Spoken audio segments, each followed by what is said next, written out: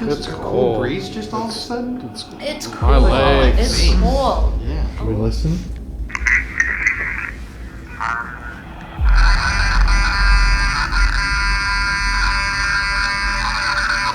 What is that? What?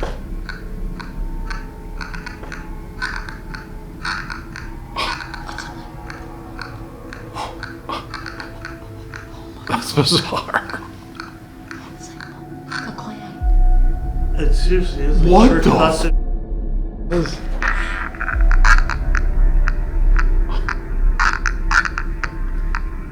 Like a marching. Yeah.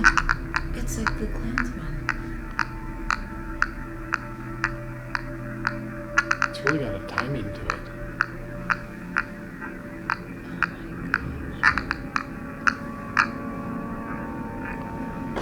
That's so cool. What the hell? I mean, that is so. That's so. Just maybe have listen to it.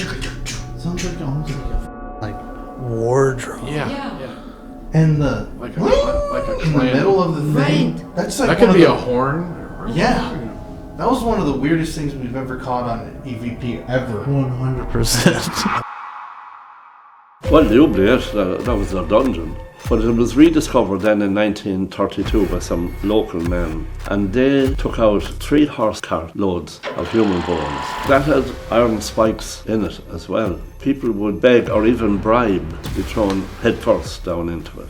In the history of Lep Castle, are there any notable deaths or murders or anything? I'm sure there was hundreds and maybe thousands. Most of them we wouldn't even know about. On tonight's episode, we are at one of the most notorious haunted locations on planet Earth, Lep Castle here in rural Ireland. Are there secrets here? Is that why you want us to keep quiet? Many, many, many. Elemental, were you summoned through a pagan ritual?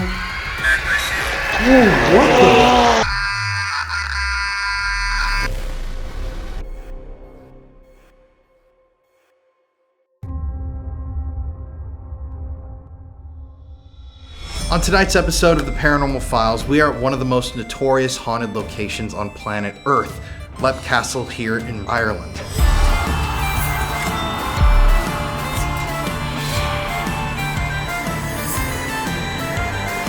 This is a location that is filled with an uncountable number of spirits and energies. You have the spirits of small children, knights and fallen warriors, the spirits of those who were executed in the notorious oubliette upstairs, and even a demonic entity known as the Elemental.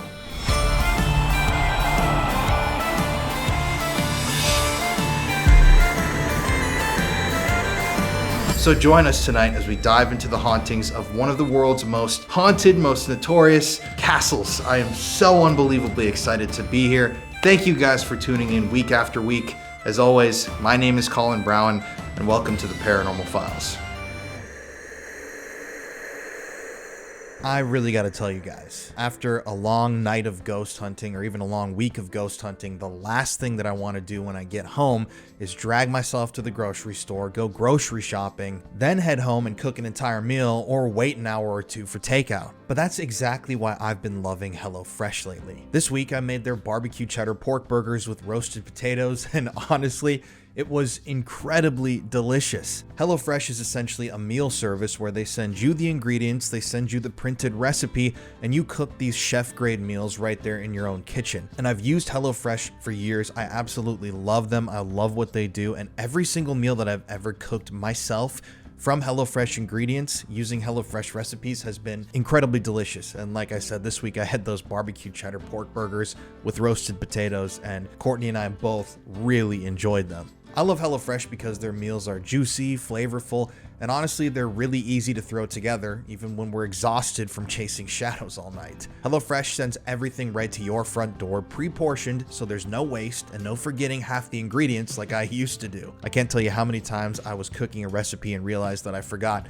like the key ingredient to the recipe, and then it's just like you get angry with yourself and you have to completely abandon the idea. That is so annoying to me. But that doesn't happen anymore with HelloFresh. It's been a total game changer for eating real home-cooked meals without all the hassle. What really stands out to me though is how quick and enjoyable the whole process is. Most of their recipes take 30 minutes or less, seriously faster than delivery shows up, and HelloFresh is America's #1 meal kit with over 1 billion meals delivered. Think about that, 1 billion meals. I love that I can skip weeks or pause whenever I'm on the road filming. That is definitely a money saver right there, and it's actually saving me money compared to all the random takeout I was relying on before. So if you want to try this for yourself, here's the deal. You can get a free Zwilling 4-star chef's knife on your 3rd box of HelloFresh, a $144.99 value, plus 10 free meals, and your first box ships free just by using my code ParanormalHFZWL. Make sure to use my code to get this deal before supplies run out.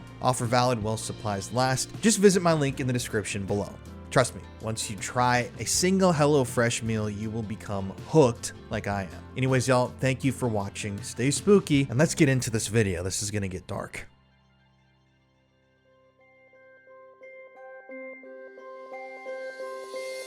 So, we are now in Ireland. So excited to be in Ireland. What a beautiful, mystical, interesting, at times spooky country. And for this series, we wanted to start out by investigating one of the world's most notorious haunted locations. According to many, this could be the most haunted castle on planet Earth, and that is Leap Castle.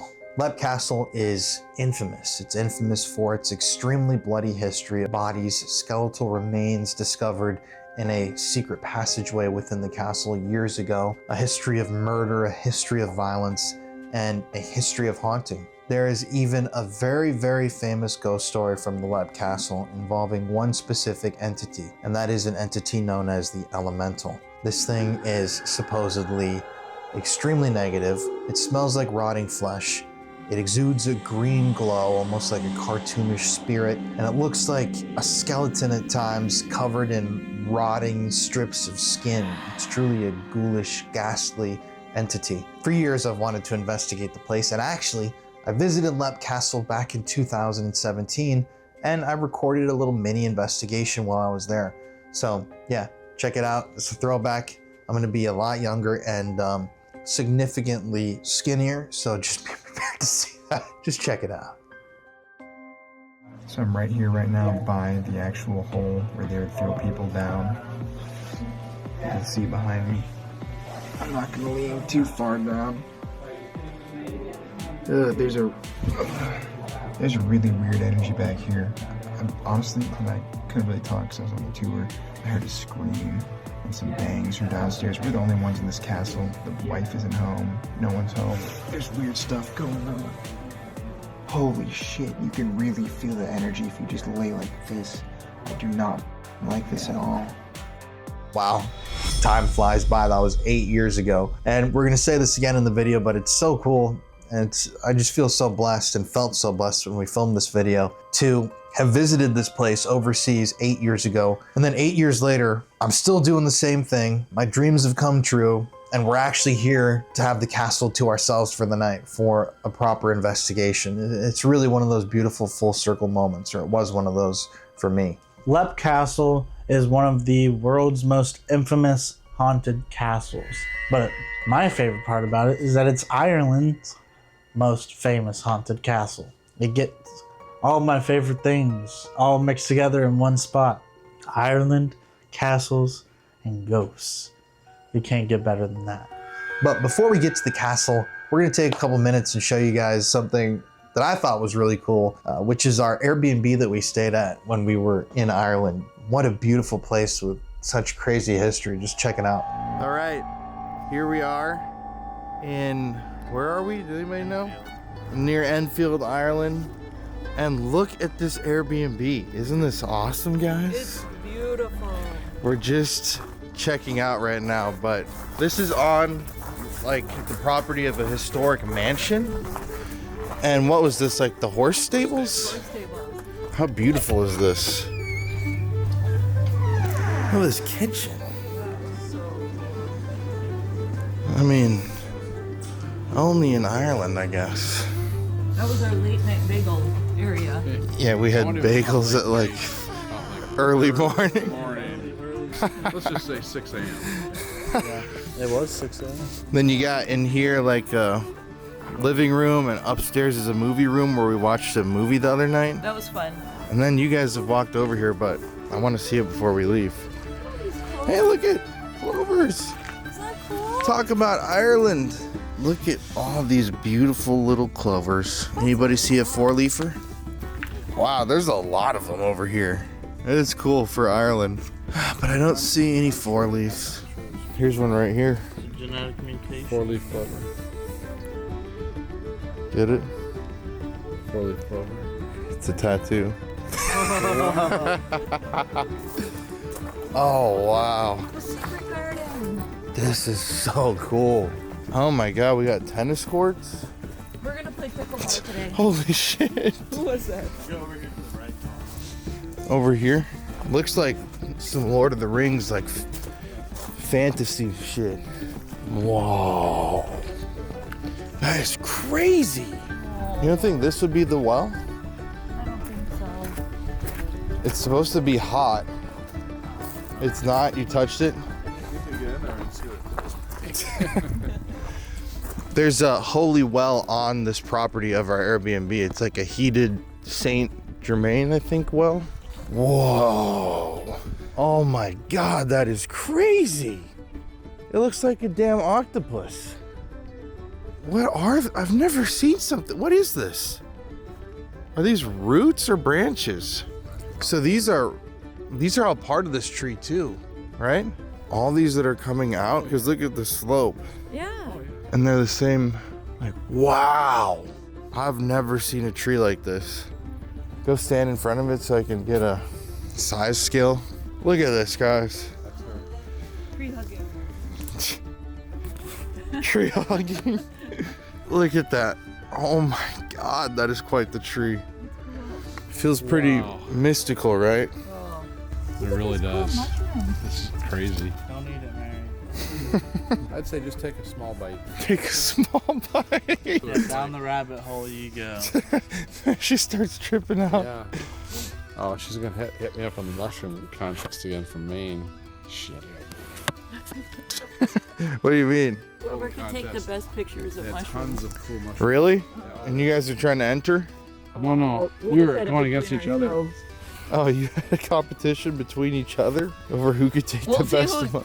No, okay, take your picture, Jeff, and let's see who takes the best one. That's funny as hell. I like that stance. I just do one and I'm done. I don't. Well, I did one and done too. Ooh. They're both kind Let me see. Everybody in the comments in the chat. Did you colorize yours? I vote for Jeff. Oh, Wait, hold up. Hold up. Move yours. Move yours. No, you can't color. I didn't touch mine. Oh, I thought you did. No, I just Hold took up. it. Okay, we'll obviously. put people online. Mary's is B. Oh, Jeff's. We What just the give hell? each other. Okay, we got B and A. Let's see. Let's vote for the thing. I like your shadows. I gotta say Jeff probably Yeah, it's kind of nice. in my mind, I which like is your really shadows and your unexpected. dark- I'm really sorry though, Mom. That's all Can you right. pat me on the back? I'll get him next time. No, you won. Thank you, man. Pat him on the back. Wow, so super cool though. This whole Oh property. my god. It is beautiful. You go through like the woods. Oh my gosh. Oh, And then there's this farm fields open up out there. Just like Wow. this gorgeous Little landscape. sheep. where are the sheep? You saw him. I really didn't. Come on, fess up. He They're saw supposed to him. be around here. I really didn't see No? any sheep. I only He kind of acted like he saw him though. I want to see the sheep. And this is actually called the Hotwell House. There was famous Irish writers that stayed here. Lots of history here, a number of deaths. So this property could be haunted. Really? Yeah. They should, people should come and stay here. Yeah, if you're ever in Ireland, Sit over here. Hotwell. Oh, Jesus. What's weird is my lamp flew off the bedstand. It woke me up. Wait, really? Yeah. Your night flew whole off lamp. the bedstand? Whoa. Did you see this tree? This looks like something like you'd be looking over here and you'd see like a little fucking fairy puppets head around. Yeah, right. A fairy or like a majestic elk. How about a little leprechaun? No. You don't I get think more like fields for leprechauns. fields? Yeah. I should have my stick. We could have took that picture. It's hard to find the end of the rainbow in a forest. Should I get my tripod? You can see back in the day why big trees like this became like mystical places. You know, in Ireland, in addition to holy wells, they have holy trees. Holy trees. Yeah, it's like Holy cows. Come on, holy shit. wow, nice. No, this is a really unbelievable. It's one of, I think, like one of the only countries that has like a bunch of like holy trees. I mean, imagine having like a pagan or like some sort of earthy religion like ceremony right here in the branches. You could totally see them back then, the druids like doing stuff like that. I feel like you can picture like weddings and shit happening right here. Yeah. Oh, yeah. If you trimmed even a couple, well, maybe not even trim a couple branches, just a good spot right there for a wedding. Yeah. Don't get remarried? I can marry y'all again. You could marry us. Should we renew our vows? Sure. Right now? Go do it right now. I'm hungry. Connor. Connor, Let's take a picture of y'all real cute in front of the tree. yeah, that'll be a cute pic. Connor's minister. He can I'm ordained. he can actually officiate your renewed vows. Oh, this is so cute. What did you, like, what did you put your arm around or something? Put your arm around her. Take a cute pic. Jeez. What the f is going on? Each other. Jeez. Here. I'm gonna take my pants off. Oh my god. I'm not official. I'm taking a picture of you. Oh, so precious. All right, now say your vows. He'll say peace and we'll go eat. Just fine, like, No, just do it.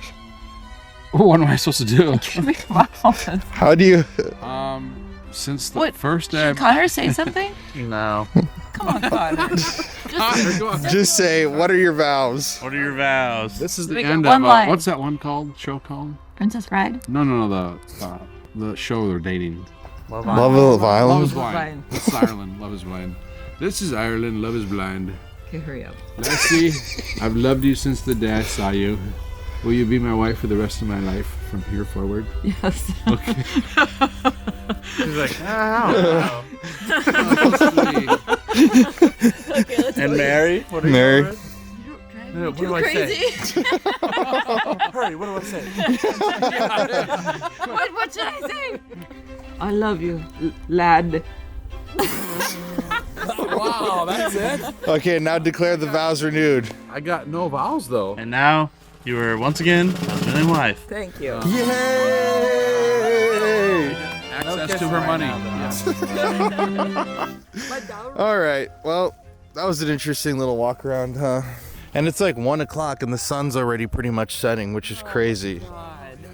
It's like darker out already. Just think about the upkeep of the leaves and all this stuff falling off yet. Yeah, Oh my gosh. what a beautiful property, truly. And they got a sauna over there that we never got to use. Sauna is super cool too.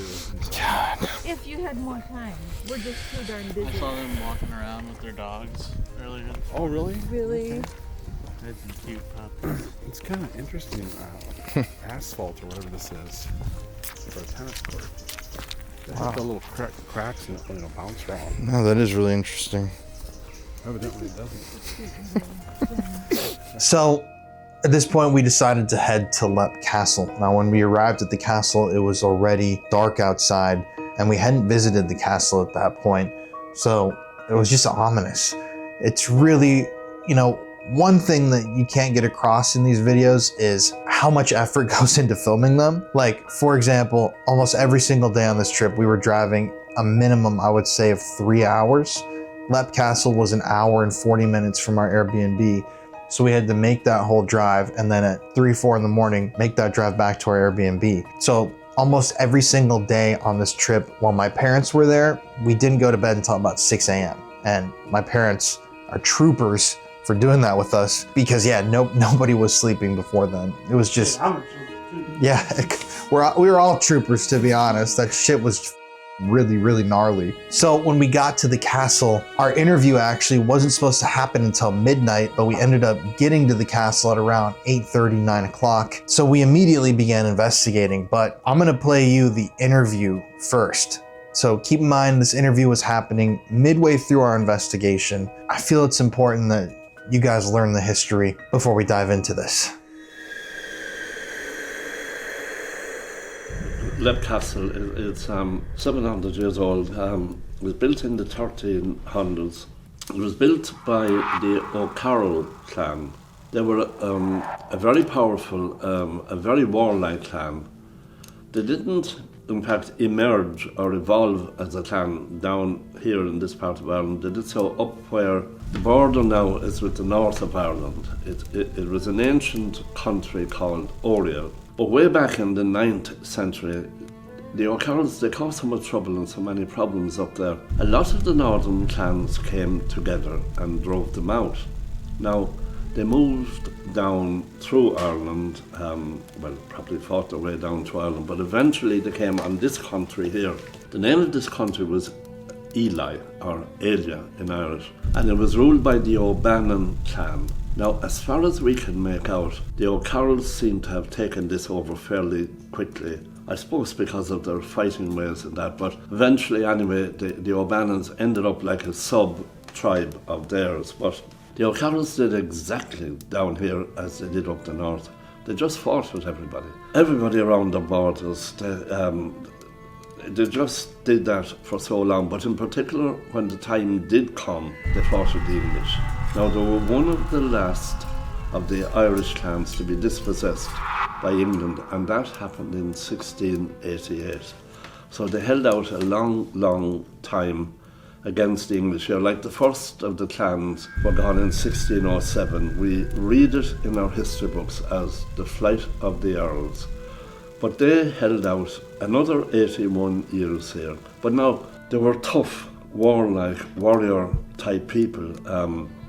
It was a tough country in that it was dense oak forest, and they were pretty adept at fighting out of that.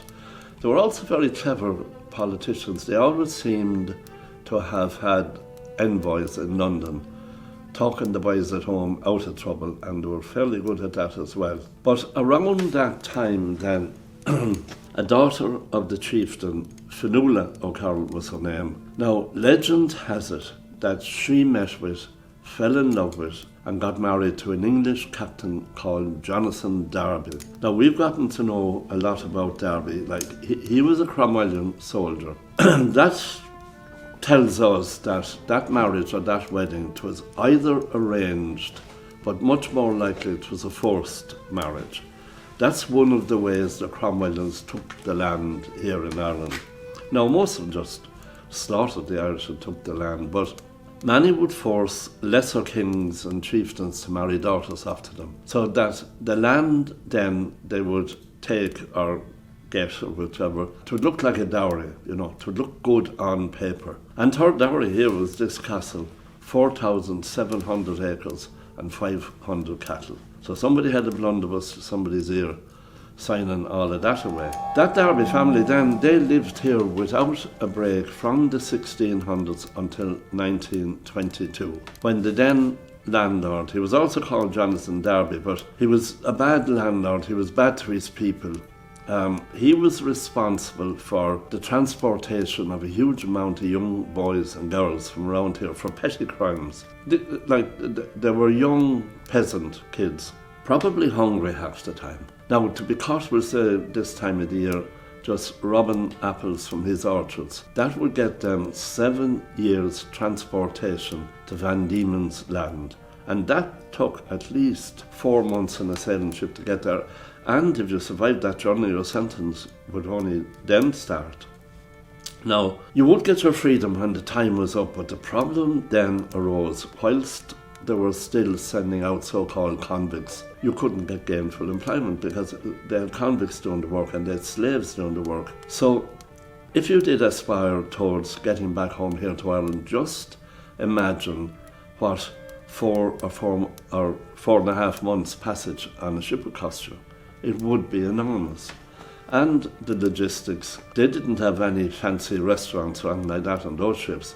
No, you had to provide the food for that journey for yourself. Now, that was a daunting task.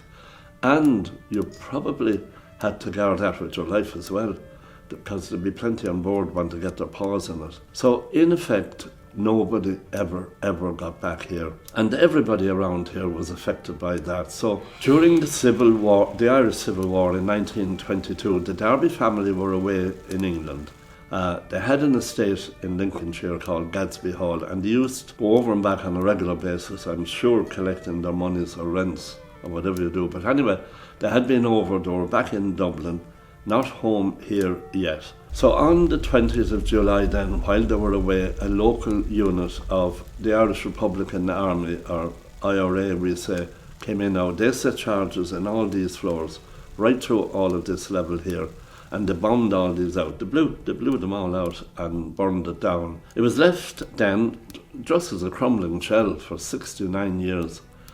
We bought it in 1991. Early 94 then I began restoring, and that's what I've been doing. Now I've been doing this almost entirely on my own, so it's a long, slow process, as you can imagine. Now when I had big beams like those to go up, two friends of mine helped me to get those up.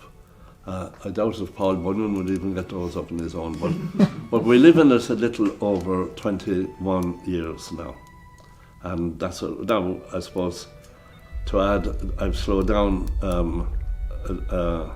bit on that. I had a little bit of an argument with a ladder a couple of years ago, and the ladder won that one.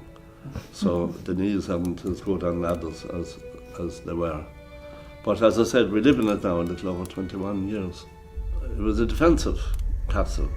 In fact, it's unusual. A local historian, highly regarded throughout Ireland, George Cunningham, wrote, in his research, that the O'Carrolls, they had a castle up on the hill over us here, about 500 yards up there, but at the time of the Norman advance through the southeast Midlands here, the Normans seemed to give that a really hard time. What we don't know is whether they partly demolished it or fully demolished it. That's something we don't know. But after the Normans passed on, the O'Carrolls, they maybe fully demolished it then and brought the stone down here and built this. This is built on the edge of a small cliff. It overlooks the valley. You see, one of the most important roads, I suppose, in Ireland came through the far side of that valley since ancient times. It was known as An Slí Dála, or the Old Munster Way. It led from a place called Cashel, down in County Tipperary. That's where the king of the province of Munster sat. And that led all the way up to Tara in County Meath, where the High King of Ireland was. And you see, the Irish were a total cattle culture. Everything revolved around the cattle. They lived with them. They slept with them. So, as in any cattle culture throughout the world, the favourite pastime was stealing other people's cattle. And the Irish were probably the best. They probably taught them all. They probably taught Texans even how to rustle. But you see, this was always then important as a lookout. So they brought the stone down here then, and they built this castle with the stone that came out of the castle up there. So in effect, this is a recycled castle, but recycled back in the 1300s, which wasn't uncommon. You know, it happened all over, even the Middle East. They lived years and years building a castle, and in the end, they discover that it was easy enough to get at, and there was no problem for them to demolish it and build it someplace else. It sounds crazy, but they did it. But it sounds crazy that this is a small castle. But when they built it, like, the first thing they had to do, they had to quarry all the stone. You know, that didn't just appear for them. They had to dig all that out by hand. They hadn't explosives or anything, so the stone was dug out by hand. They had to get it here from wherever they quarried it. They had to make the mortar, which was enormous. The first thing they had to do, they had to burn the limestone to make lime to make the mortar. And usually the mortar could be made a year beforehand and kept at a certain moisture level for maybe a year or often more, like, you know. And when they did get to use it then, and when it did set, it's set as good as cement or concrete, I suppose, if you like. It's super impressive seeing all these castles. I mean, even this holding up for this long is really, really cool to see. Oh yeah, well, this, I suppose, was lucky it escaped the Cromwellian invasion, because Cromwell destroyed most of the castles when he came in Ireland. He had massive cannon, and he just destroyed them all. Like Ireland at one time, we have a surface area of 32,000 square miles in the island of Ireland. At one time, well, not maybe all at the same time, but there were 30,000 castles. There was almost a castle for every square mile. So that was That's insane. There was some building in that, yeah. So what about some of the bloody history of the O'Carroll family and kind of what events would have happened here in Loud Castle?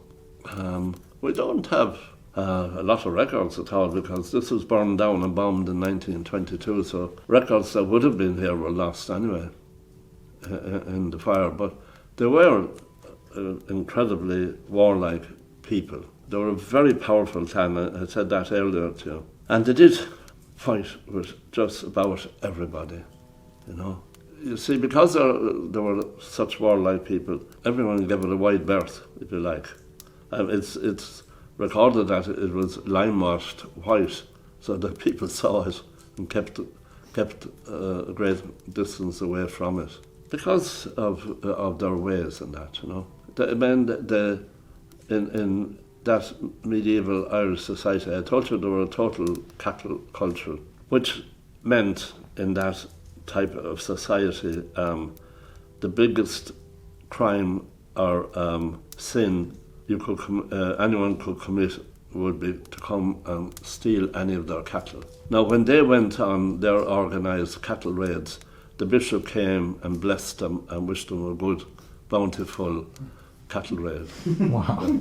And that's how it was in medieval society in Ireland. There was a great professor of history in Galway University at one time, Etienne Rune was his name. He was such a knowledgeable man, but he was a great character as well. But one time he was giving a talk. It was about the Roman invasion of this part of the world, and he spoke about how when the Romans invaded England, how they would, I suppose, land and beach themselves on a strand someplace in England, and they would attack a nearby village, possibly a Saxon village. But they would always allow maybe 8 or 10 young men to escape, and they would go to neighbouring villages and muster up help and come back. But of course the Romans had the power and the weapons and everything over them. But Etienne Rune qualified it by saying the Romans tried it in Ireland, but nobody came back to help. Is every man for himself? Yeah. So what about specifically things that would have happened here in the Bloody Chapel and the oubliette? Can we talk about that? Well, the oubliette, that was their dungeon. It's up in the wall there. The floor of it is where that beam is, in the wall there. Yeah, the opening shaft is up in the chapel, the Bloody Chapel on top, at the north window. But well, it was in use from when the castle was built. It was blocked off sometime in the early 1600s. Now, we don't have a date for that, but it was rediscovered then in 1932 by some local men, and they took out 3 horse cart loads of human bones. And there's a churchyard just across the valley here, Ahancon Churchyard, and they buried them over there. So And that had iron spikes in it as well, originally. So you were actually thrown onto iron spikes in the early times. Of course, then there would have been a build-up of bones. And it's documented that people would beg or even bribe to be thrown head first down into it. You see, the people that would go into it, now usually they'd be probably high up members of the clan, but ones that would be a threat to the chieftain and his power and his leadership and that.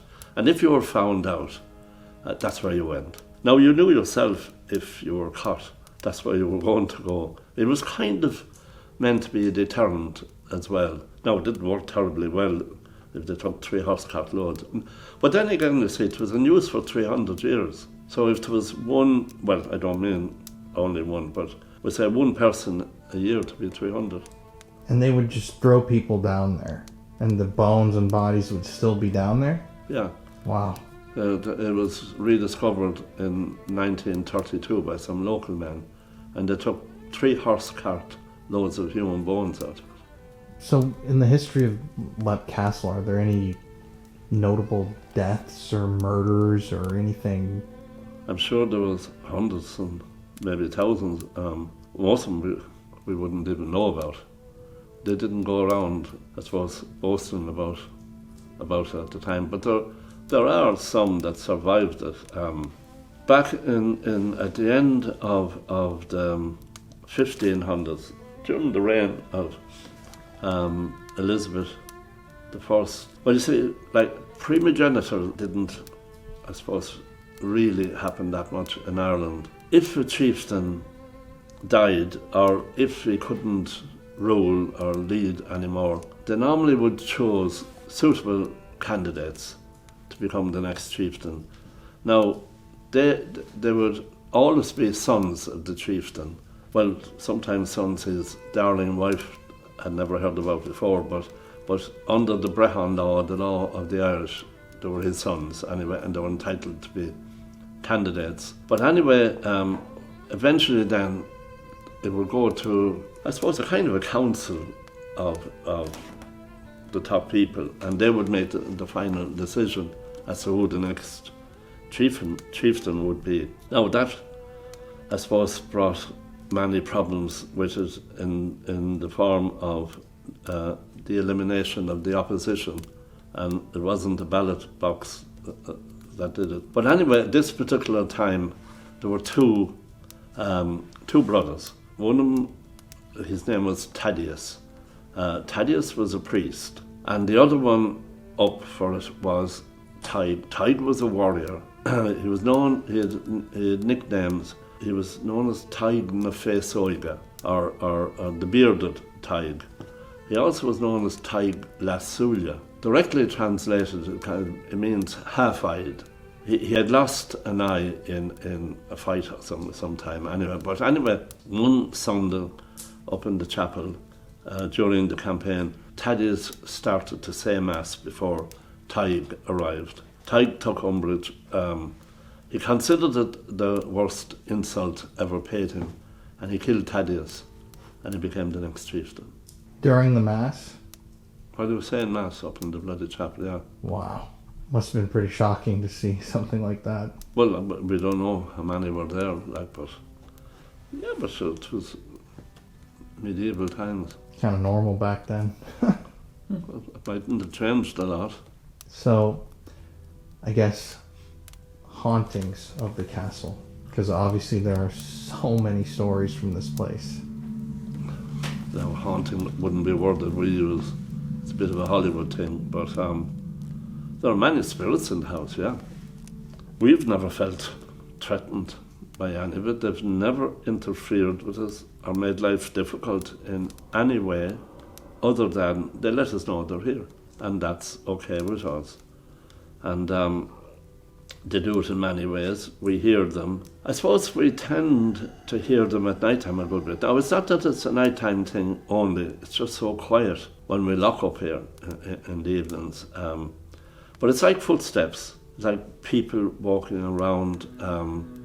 We hear doors opening and closing. Other things we hear, no, well, I should say that the footsteps we hear aren't on the floors that we have now, or the doors we hear opening and closing aren't our doors. But like, as I said to you, this is 700 years old. This was lived in without a break for 600 years. So you can just imagine the amount of changes made, you know. Probably every generation made changes. Some would know about, most would probably never know about, because I suppose in those 600 years, they would have made changes to changes, if you like.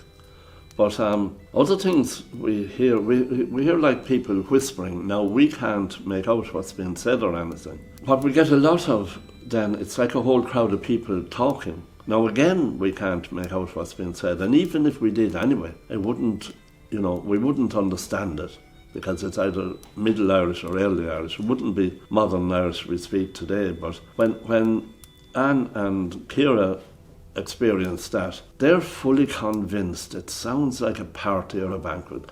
They're sure they hear, well, what sounds to them like glasses clinking. When I hear the voices, I don't get that bit. I don't know why, but I don't get that clinking bit. Now, when our daughter Ciara was a budding teenager, she did say to me one day that maybe I wasn't invited to the party. But but what's different about the voices, just say you heard the voices coming from down that corridor, and you're sure it's down there, but if you go there, it's not. It'll be someplace else. You're never at it, you know? Like the whispering, if you hear the whispering there, it's there, that's it. But you're never there with the voices, you know? But we see sometimes clearly, but most of the time now, it's like a haze or an aura around them. Or sometimes we get flashes of that as well. But down here, or mostly down here, we meet with a lady, and she touches people. Now, a lot of our visitors experience that. It's like somebody, you know, brushing off you. Now, for almost everybody, it would be a first-time experience, but they amaze themselves as to how calmly they react to it. You know, they don't feel threatened by it, as we don't. Now, having said that and sung the praises of people, we've had some hasty exits out of the place as well. But no, there's no negative stuff. And to be honest, if there was, we wouldn't be here. As simple as that. Right. Yeah, so. And, I mean, I guess that definitely, I wouldn't see you guys obviously staying here for as long as you've been here and having the love and reverence for the place if it was anything negative or evil. But there is that recorded history of the elemental spirit. That's nothing you guys have ever experienced? Well, elemental and spirit are kind of different things, I suppose, but no. It's the most documented thing, I don't know, for the want of a better way of putting it, for hundreds of years, written about by eminent people. I'd have no reason to doubt, but we haven't experienced it, no, and we don't want to. And what is it? I don't know, we haven't experienced it. I mean, from the historical accounts, what? Well, it's some kind of negative, evil energy or something, but we don't know. We haven't experienced that here, you know. Do you know any of the anecdotes from those people who experienced that? Any of their stories? Offhand, not really. Like, I suppose the last people that lived here, the wife of the landlord, Mildred Darby, she was a writer and a novelist, but not just that, she wrote important, she wrote a 10-tome account of the effect of the potato famine on the people in this area, and she would have researched it with people who had lived through the famine at the time. So she was well known in the literary world, so it was a literary house really. People came from everywhere. Yeats stayed here. But many of them wrote about experiences during the night and evil things. But remember now, you have to be careful because they made their money out of writing, you know, so they would make the best of whatever they did experience. It's interesting, you know, how many places that are supposed to be haunted where people's experiences are so vastly different. As I said to you earlier, there are many spirits in the house, yes, but they just let us know they're here. And who do you feel do you have any idea of who would be prevalent in the home? Anybody that you felt or you think a story that it could be connected to that sticks out to you? Ones that we meet mostly, and it would be the two little girls we meet down here, well, mostly down here. They play around here. We know a good bit about them. They lived here in the 1600s. Now, we're not sure if they're the last of the O'Carrolls or the first of the Derbys. I told you all that already. But their names were Charlotte and Emily. Now, they're, I suppose, as English names as you can get. But to confuse matters, that the chieftain classes at that time in Ireland had become very anglicised. In fact, the last chieftain here was Charles Carroll, so you won't get much more English than that. But the two little girls, they play around here. We meet them, see them, and hear them play around down here. The older, now there's, I suppose I should say, the one thing about them, they don't seem to be aware of us. They just seem to be in their own time. But the older one, Emily, we think she's about, we're guessing their ages, but maybe 11 or 12. The little one, Charlotte, maybe 6 or 7. Now, Charlotte has a very badly deformed right leg. It's almost completely turned backwards. Possibly born that way, we don't know that. But they, as I said, play around here on their own. The little one hobbles around after the older one, but she calls her name as well. Now it's a difficult one. Well, you see, you never know when it's going to happen. It's there and gone in a split second, and it's muffled as well. But for a long, long time, we thought it sounded like Mammy, but we're beginning to think it's Emily, she's saying. But you just don't get a chance to, analyse it, if you like. But Emily, she'd be the older one. She came to a sad end. She fell off the southeast corner of the castle here onto the rocks outside. Now, that's one thing a lot of the experts would say to us, or have said to us, that she was most likely Derby. Because if she was O'Carroll, and the O'Carrolls still ruled here, she would have been seen. They would have sentries or soldiers. It would be manned up there. She'd have been seen. The fact that she got up there without being seen, well, whatever happened then, we'll never know that. Well, it points in that direction that she was Derby, But I suppose the only thing we do experience here that would raise the goosebumps is we hear a scream. Now, it is a child's scream. It's very short. It cuts off like a knife cut. And we can never be 100% sure, but we feel it is the scream of Emily falling. Now, it's the one thing I suppose we could live without here. The only thing, So everything else is fine. Well, We heard a short scream. yeah, we did. You heard that, did you? Yeah. Very brief. Boom. That's weird. Mm. And I have a question about something that we actually caught up there. Do you think that, the O'Carroll family ever would have had, drums playing or a war march or something like that? Would there have ever been music in here of that kind of degree? Well, there was always music Really? in Ireland, yeah. In every clan, this was the chieftain's castle. The only people that would be actually in here, in the tower, would be, the chieftain and his immediate family. They'd be the porter or the doorkeeper. He would be a high-up member of the clan. He would be able to make a decision as to who might be able to come in here. and the harpist. Now, the harpist would not necessarily at all be a member of the clan, but they were so high, they were the keepers of the history of the clan. And they played music, they would speak over their music, but it would be the history of the clan.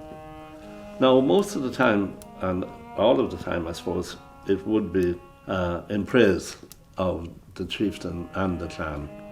And they would be able to trace the clan back. They were well able to even trace the clan back to Adam and Eve, because I suppose you had to, like today, you had to sing for your supper. And, you know, so, well, it was a huge art. They were known as lees or lays, oceanic lees. And some of those could take a week to recite. It's an art that's lost now in Ireland. I think the only place it still happens would be on the Atlas Mountains in North Africa, where they still have these bards, or I suppose bards would be the word that are able to do that. We only have 2 recordings from the early 1900s, maybe the end of the 1800s, of 2 brothers up in County Donegal that still had were able to do that. And amazingly, even though there were 2 brothers, they had 2 different styles of reciting these lees as well. Wow.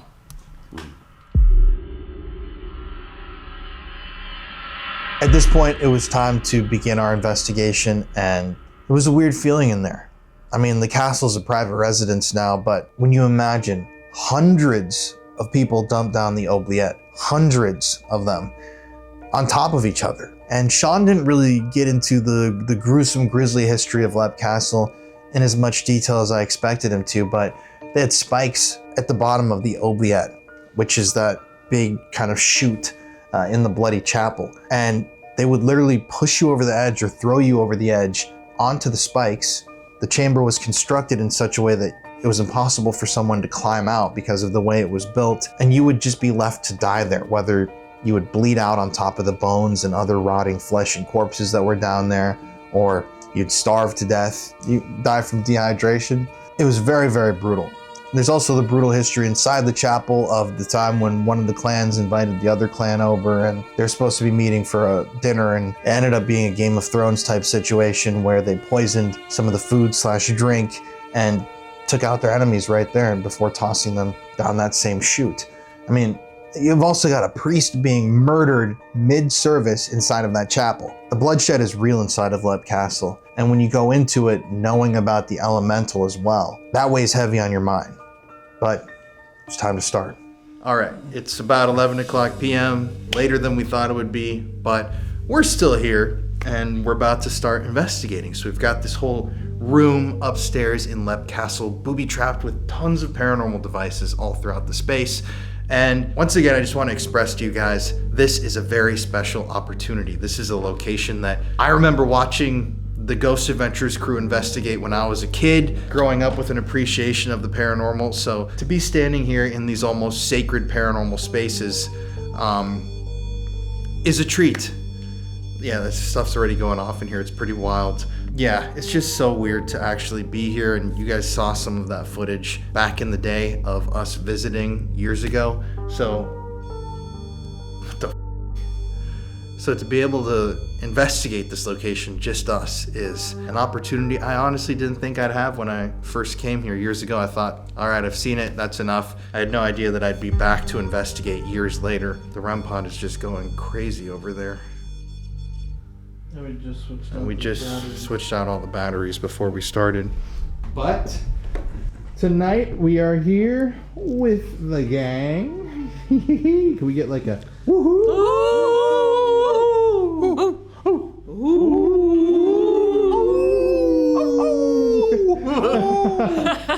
Oh, it's like joined in. Oh my gosh. Joined in. Solid. Oh. Obviously, you can tell we've filmed a lot this trip so far. Yeah. Yeah, right. Started off, we are so incredibly excited to be filming here tonight. This castle's got so much history that we don't necessarily know much of at the moment because we're doing the history tour later.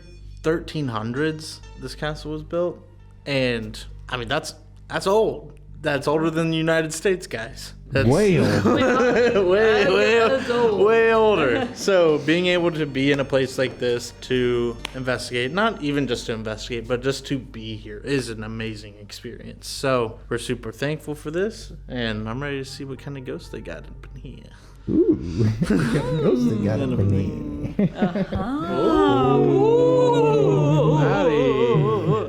Mom. I can't wait. I remember watching this episode with you growing up on Ghost Adventures, and just like crazy. Thought, we'll never be able to investigate there. That would just be a dream. And when we came here, I thought, okay, that's cool. We've been there. And now investigating, it's just unreal. I'm so excited, and I can't wait to see what we find.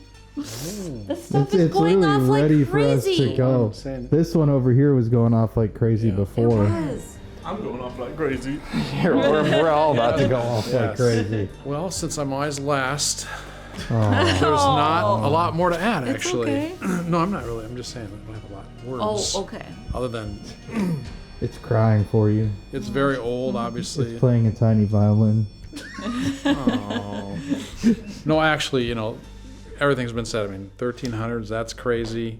Elemental, the story of that, the oubliette, that's crazy. I mean, shove people down this basically laundry chute onto a pile of bones and close the door. So there's got to be some very unhappy spirits here, sad spirits, a lot of bloodshed. So I'm ready to go. We should get a big rope and lower Jeff down into the oubliette. Bring it on, baby. We actually have one from the monk costume. That's not. Oh, no, I know. I'm kidding. They I'm have kidding. OSHA standards. Sure. I don't think they have that over here. They probably have something I'm not similar. an employee either. So. Yeah, like you said, 150 plus people murdered in one little part of the castle. That's a lot. It's almost in my mind kind of like a negative battery that forms the core of the castle from which these hauntings emanate. And then you've got this elemental thing. I don't know if it was drawn here or summoned here, some people have said. But whatever that thing is, it's extremely powerful and very frightening when you hear the descriptions of it. But I'd like to see it. You know what's interesting is the ancestor of the Castle O'Connell signed the Declaration of Independence. I mean, that's pretty cool, and actually helped draft a lot of it. And that's from this family here that emigrated to the United States. And they were an immensely powerful family here in Ireland. They like 28 castles. Yeah, right. And like thousands and thousands of acres of land. And then they said a lot of the castles just weren't written in wills to anybody, so nobody inherited them. They became abandoned, and a lot of townsfolk ended up getting lots of the land. So to be in the castle, that's one of the most well-preserved castles in Ireland, that's awesome. I mean, the arches are from back then. Door hinges. The door hinges are the originals from the 1300s. I mean, that's like almost museum stuff. Yeah. Yeah. Well, think This about whole place is chieftains like a museum. up there. Chieftains getting mad and just killing people upstairs, and big banquets and celebrations and. And our guide earlier, she thought it was much higher than 150. That was just a number, but she thought many more people were killed than that. Cartloads of human lot of bones. spirits Yeah. here. Well, folks, I say top of the Yeah, morning. that was a we knock. get Did to. you hear that? Yeah, I heard that. yeah, definitely. Wood. That's what you heard, right? Yeah. Yeah, I heard that too. Well, Okay. let us begin. All right.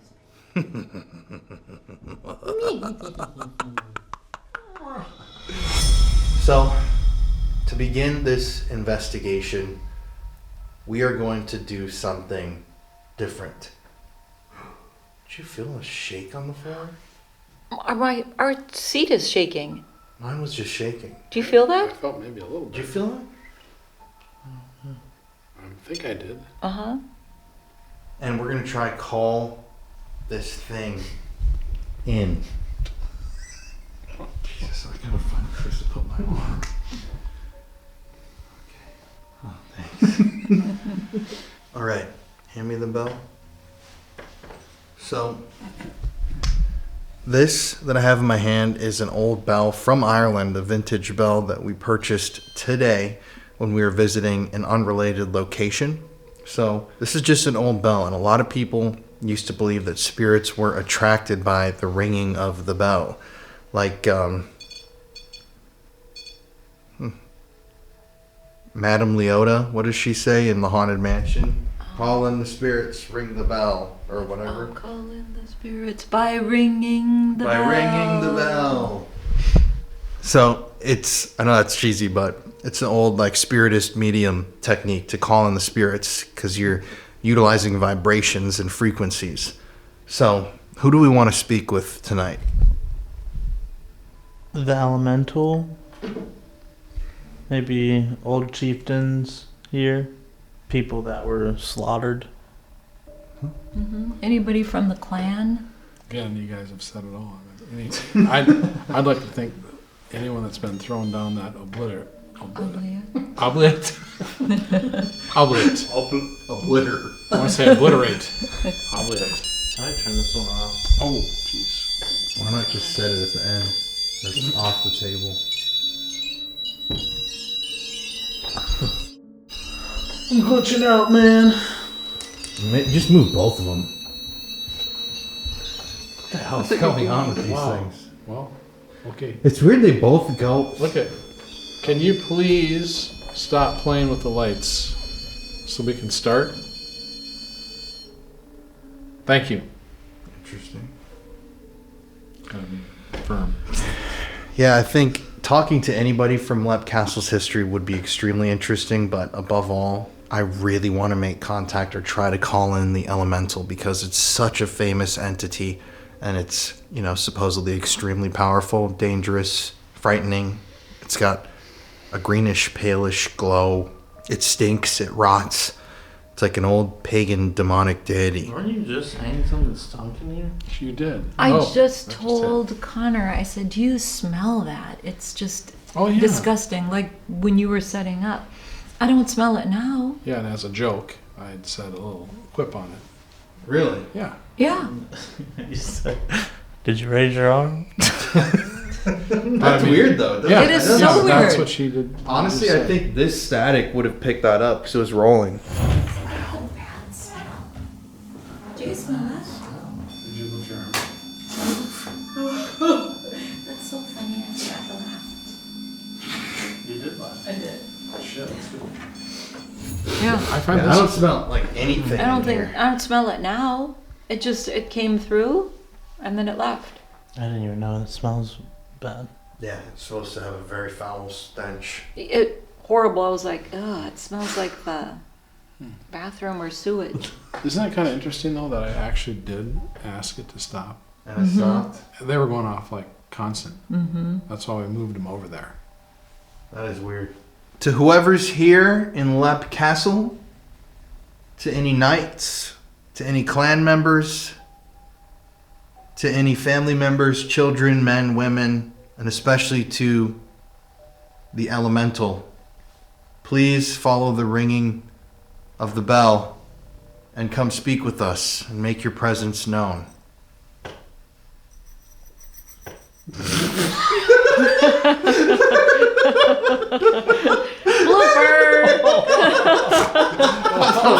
I don't know. I think I was swinging it the wrong way. How could you swing it the wrong You had way? such a, like the thing you had where such a it's- dainty little wrist. Look at that. Oh, Weird. yeah, Okay. thing's Okay. back. It's over here. God, that was hilarious. Okay. Once again, to any spirits, any energies, any people, anybody in this building, if you are a man, a woman, a child, a clan member, a knight, someone who died in the oubliette, a prisoner, tortured to death, or mainly the elemental, the demon that wanders these halls, please follow the sound of this bell, enter this room, follow the lights, and make your presence known.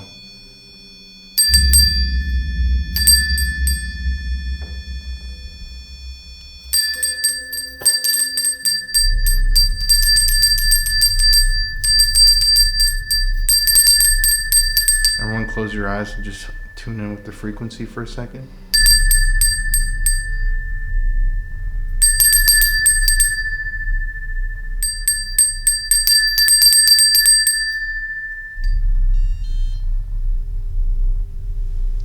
What is this? Question mark.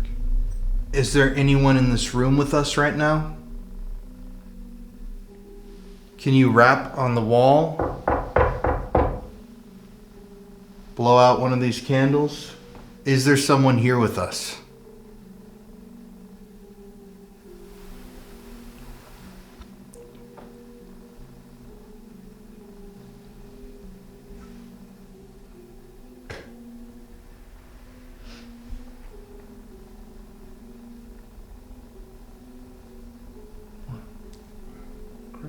Really?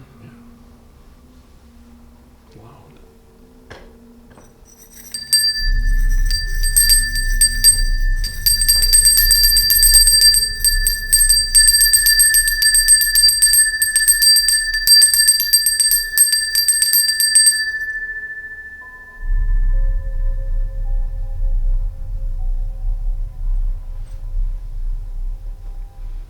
It's very quiet.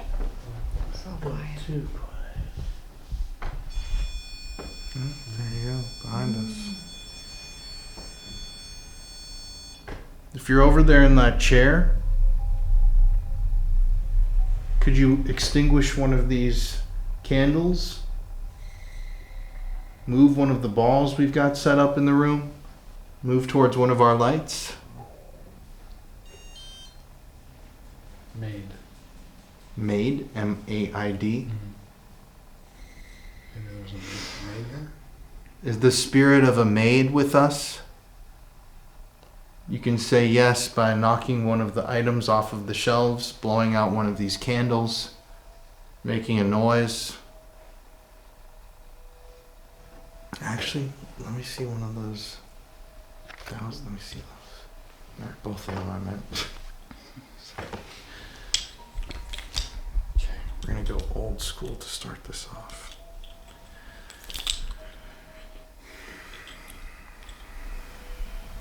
Yes. Did you hear that? What was that? That was like a. Oh, what was that? Look it, look it, look it, look it! Oh. I heard. And There was then a bang. What did yours say? Cannabis. Nice. Don't mind if I do. Mom, you want to turn on that blue spirit chat right there? Look at both of these. Pointing at that door. Pointing at the door. And it wasn't even really set up. Are you over by the door right now? Oh, that was weird. Is that just a noise from the door over there? Like a tap? Yes. To use these rods, if the answer to my question is yes, cross the two pieces of metal in my hands. If it is not, or if it's a no, keep them still. Is the spirit... Screaming. Is the spirit of a maid with us? You drove up in a van. That was just going on. Oh, that was a very quick answer. Yes. I'm going to straighten them out. Did you die in this building? Cross these for yes.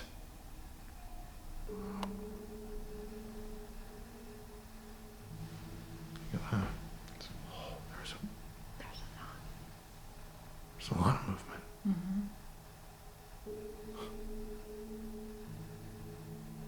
Oh, this is like immediate. Yes. I'm gonna straighten them out. I feel like something's holding on to these. Cruel. Cruel wench. Were you murdered by someone in this building? Cross these pieces of metal for yes. Remember, I got shot. What the hell? Remember, You I got got shot. shot. Keeps focusing on the wrong. But you know, I looked up just for the heck of it, cannabis. That's been in Ireland since the 17th century. So it could have been, It's interesting. Look at that. Canvas, somebody shot. This thing's going crazy all of a sudden. Over by me with the rods. Do you remember your name? Can you cross them? Amazed. I'm amazed as well. Do you remember your name? Cross the rods if you remember your name.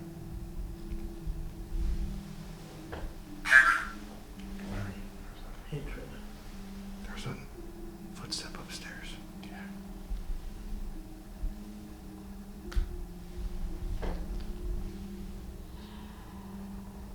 It's a dog. It's outside. We heard it up.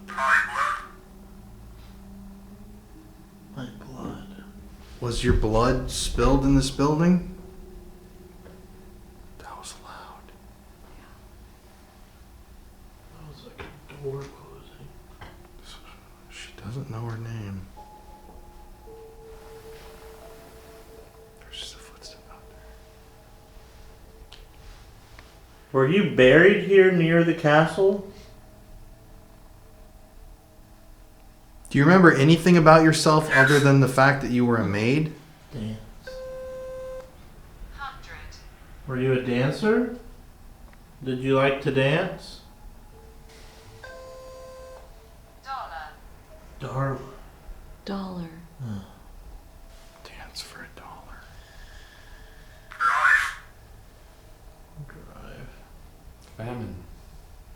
Family. Irish potato famine. Mm-hmm. Huge. Plantation. Yeah, grow. So you don't remember anything about yourself? Oh. Speculation.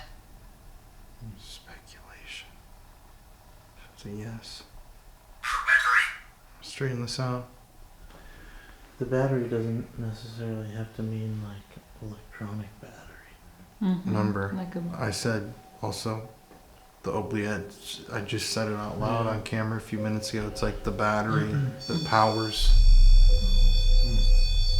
Both of them. Both of them. Come back. I liked it when you said that. Does your haunting stem from the oubliette? Cross these for yes. If you were tossed down the oubliette.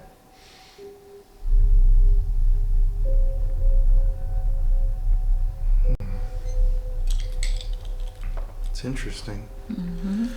Spirit of a maid that was killed that doesn't remember her name or anything about herself. I wonder if I were to look up. What about from the plantation during the famine, potato famine?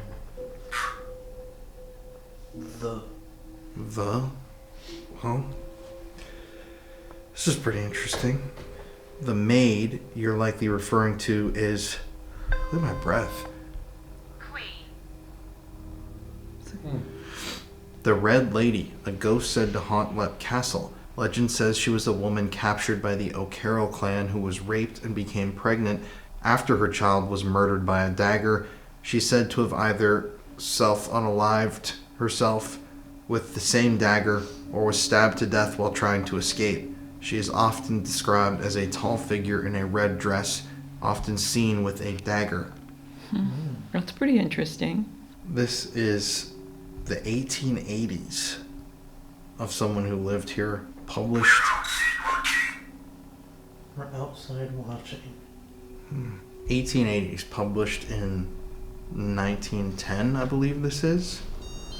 On November 25th, 1915, two of our servants, knowing the master would be late and that I was driving that afternoon, had invited friends, 2 soldiers from the barracks at Burr. They came rather late and my husband came home early, so the visitors had to be kept out of his sight in the lower regions of one of the wings, the priest's house. I was startled by a loud yell of terror-stricken male and female voices coming apparently from the hall and ran out to see the cause. My husband was out ahead of me. I passed through the corridor of the wing onto the gallery. On the gallery, leaning with hands resting on it, I saw the thing, the elemental, and smelt it only too well. At the same moment, my husband pulled up sharply about 10 feet from the thing, and half turning, left to fly a volley of abuse at me, ending up dressing up like a thing like that to try and make a fool of me. And now you'll say I've seen something and I have not seen anything and there's nothing to see or ever was. This last speech without a pause began waving one hand at the thing and ended up by stalking back to his dressing room, still abusing me for trying to give him a fright. As he was speaking, the elemental grew fainter and fainter in its outlines until it disappeared. I heard from our servants that when we went to dress for dinner, they had brought their friends just to show them the hall when all four had suddenly seen and smelt the elemental looking down at them from the gallery. They all got such a turn they couldn't help letting out a bawl, then fled to the servants' quarters where all four were very sick. The next day, 2 maids presented Millie, which was the woman living here, with letters claiming it was necessary for them to immediately pay visits to their homes. They never returned to Lep. So, maids saw the elemental and fled. Where's the gallery? What is the gallery? Is it this? I think that is the gallery. Really? I think that's what she said. No way. Open a portal. That's the gallery up there. That's pretty freaky. That's pretty freaky as hell. Is the elemental here the thing?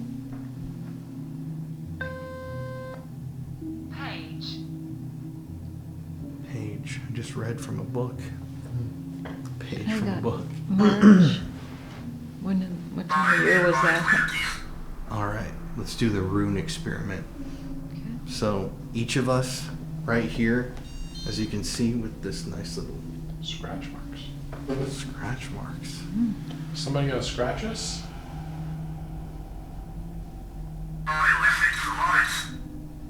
I'll affect the lights. Do it!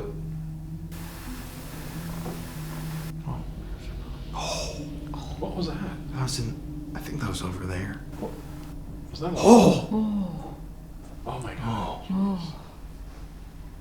I think it went way to the top. So we're all gonna take one rune stone and then see what it means. It's kind of like a destiny thing. So I'll do mine first. Let's just see what this would mean. Can you guide me to a stone that will tell us something about the haunting of this castle? What's going to happen tonight? Our fortune, our destiny? Murderer? Murder. Damn. Angry spirit. Okay. Oh, that's weird. I picked Thor, which I have a tattoo of. Thor? Yeah, I have a tattoo of this one. That's really strange. Cool. I want to show it up close.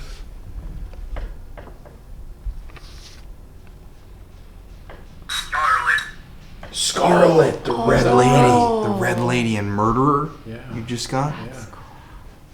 All right. So let's analyze this. Yeah. I asked AI to analyze this. The rune commonly associated with Thor is Thurisas. I think I said that wrong, but that's the one I have the tattoo of, and it's a protection rune. The core meanings of Thurisas, or Thor, are protection through force, raw chaotic energy, conflict, danger, or a powerful entity, breakthrough or destruction of barriers. Drawing this rune while investigating a haunting is intense and highly charged. Here's what it likely signals. Signals the entity. This is not a weak or residual spirit. Thurisaz points to a powerful, aggressive, or territorial presence, possibly a former warrior, a spirit tied to a violent act, or something inhuman. And it actually says on here, elemental, giant-like in folklore. Look at this. Elemental. It actually says that it could be non-human or elemental. That's pretty cool. That's trippy. Tonight's energy, expect escalation. The night may bring loud bangs, objects moving with force, sudden temperature drops, or feelings of being watched or challenged. Thunder, electrical glitches, or lights flickering are classic signs of this rune. The REM pods. The REM pods. I'm being called to stand my ground and not show fear through this rune. Do not provoke recklessly. It also means thorn or pain if mishandled. And it says either this night could be positive if I channel the protective fury of the rune, or it could be very negative if fear or chaos reigns and the spirit could lash out with poltergeist-like activity. The final warning, it's a double-edged hammer. It's offering you protection, but only if you wield it with courage and respect. pretty That's cool. pretty interesting, That's pretty right? cool. I actually drew the one I have. Oh, there you go. Look at that. Now the question is, how are you gonna use this room? I'm going to use this rune and stay strong and not let the elemental freak me out. Beautiful. All right, Connor. All right.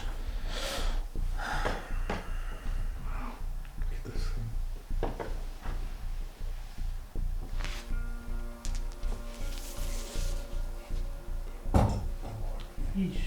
All right, you got prosperity. That's nuts. Why? Today at the tree, I did my little prosperity prayer when I tied the. Really? Yeah. Wow. That's cool. Oh, That's cool. Hell yeah. I'll take it. Wow. shit. All right. It's like I even carry around in my backpack my little crystal that the witch that I go to in Houston. She said, carry this with you. It's for prosperity. That's pretty interesting. Mhm. Do you want to read this? Oh, there's just a loud thump upstairs. So we've been hearing that I feel very lonely. like a third time. Alright, the rune you just drew, Athala, the final rune of the Elder Futhark. His literal meaning is ancestral estate or inherited land. You are Irish. I am Yeah. Irish, but in spirit work, it is the rune of bloodline, home, and unbreakable bonds to a place. Ancestral claim: the spirit belongs here.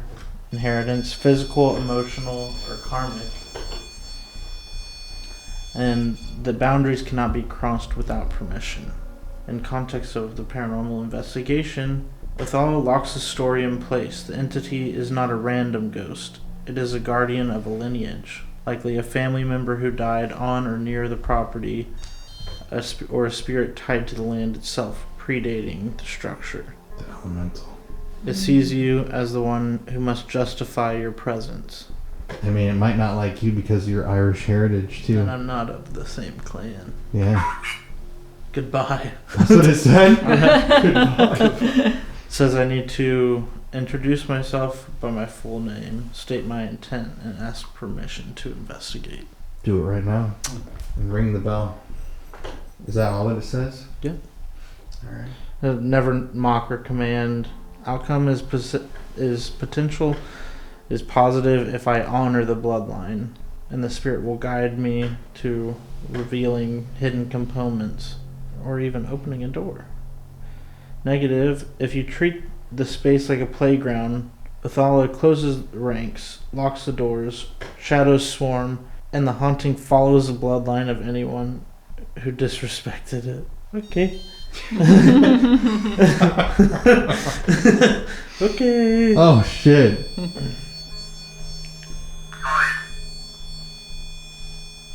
What'd that say? Oh my God. Died. Okay. Well.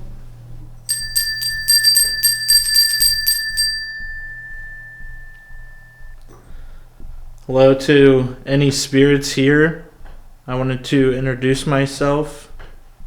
My name's James Connor Shannon, and I'm going to be speaking to the spirits here tonight.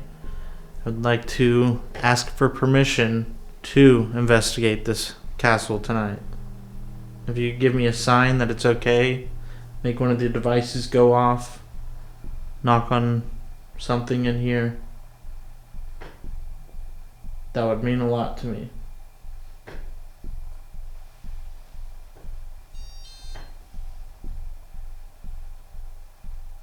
He will follow. He will follow. 1, 8. Hey. Z. No. No. R. H. Death. Oh. No death. He will follow. No. Look at it's going off and it's paused. 5. Look at this. It Oh. paused and it's still going off. Yes. What the I think it's concerned with Connor. 1. 8. 4.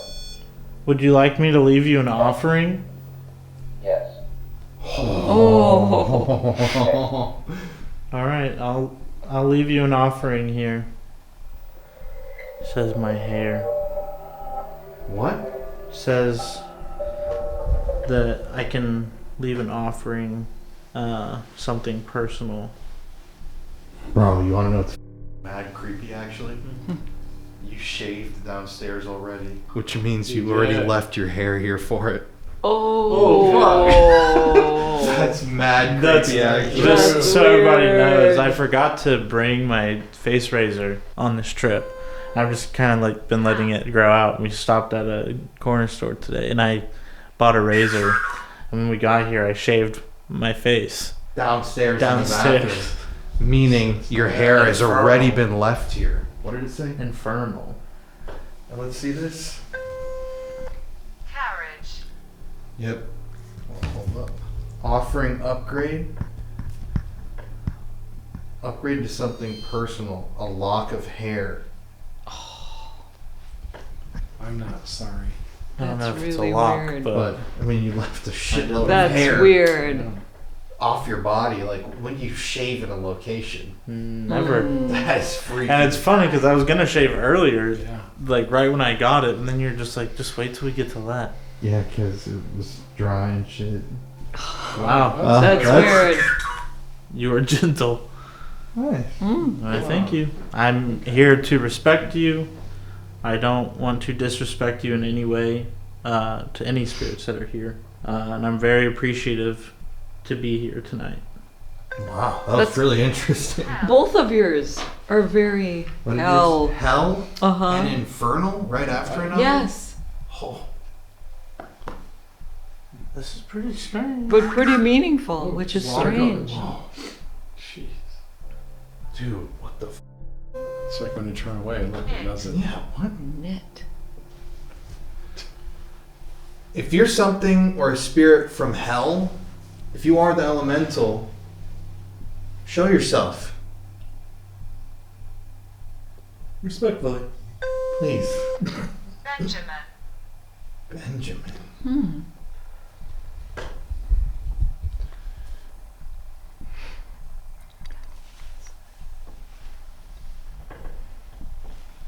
Show it to the camera. Okay. Okay, you got day. Day.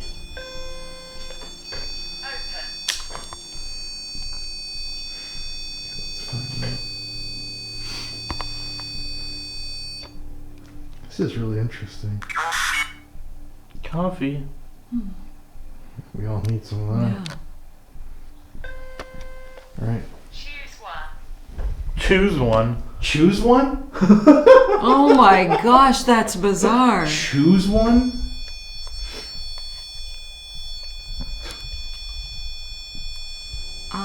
The day or dawn rune. It is the breakthrough of light, the moment the sky cracks open after the longest night. I do love that time of day. Robert. Core meaning of, how do you pronounce it? Dags? Dagas, I think. Dagas? Gods. Suddenly clarity, the end of darkness, awakening revelation. Full sequences so far. I defend with force.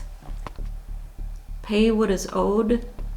This is my ancestral seat. The truth is about to be seen. Dagaz lands exactly at the hinge of day and night. The veil is thinnest. The entity has tested, bargained, and claimed, now is ready to reveal. The entity, the spirit is not leaving, it is transforming. It was never the enemy. It was the locked memory waiting for the right witness. Dagaz says, Oh my God, Robert twice. What? My name is Robert, and you just got Robert over there. Oh my God. It's off now, but That's weird. with the audio got it. My name is Robert on both devices. That is weird. I got Charles II. He was the king of England, Scotland, and Ireland in the 1600s. That is weird. Okay. You wanna? Yeah. Let's see. So, tonight's energy. Peak activity in the next 33 minutes. One blinding flash on the camera, even if no flash was used. A single clear EVP that names the resolution. Shadows merging into the full apparition, but non-threatening, like a photograph developing. My role is I'm the dawn bringer. Stop hunting, start witnessing. Stand in the exact center of the space, open both palms and say, let the day break, show me the heart of this house. The spirit will point literally via an object movement to the proof, a hidden letter, a grave marker under floorboards, a locket with DNA. The hunting ends at sunrise if you act on the clue. Negative if you flinch or look away with the light hits. The revelation is lost and the cycle resets tomorrow night. Kill all artificial lights for 3 minutes. Open one camera on continuous burst. Hold a mirror, a small hand mirror facing a hot spot. Degas loves reflection. The spirit may step into it. This is the question I'm supposed to ask. What must be brought to light? Interesting. Final note, I forged by hammer, paid the toll, opened the door. You're not leaving with a ghost story tonight, you're leaving with the deed to the truth. When the flash happens, do not blink. Interesting. Show. Weird, like it'll show itself? Yeah. Well, that's what it kind of was saying here. It's a commoner. Did you look up Robert Castle? God damn, fucking set every one of them off. Here, I got something for you, Mom. Okay. Alright, so since we're going to do all the things that they are suggesting that we do through the runes, which is a really interesting experiment, Mary, cement shoes. This is kind of weird. What? Yes, the name Robert is connected to Leap Castle because actor Robert Hardy explored its hauntings in his work. Really? Yeah, That's weird. an actual hauntings he's exploring. A guy named Robert Hardy is very much associated with Leap Castle. Awesome. Awesome. Yeah. Weird. Maybe they liked Robert and what he did. I mean, Yeah. maybe Robert's here.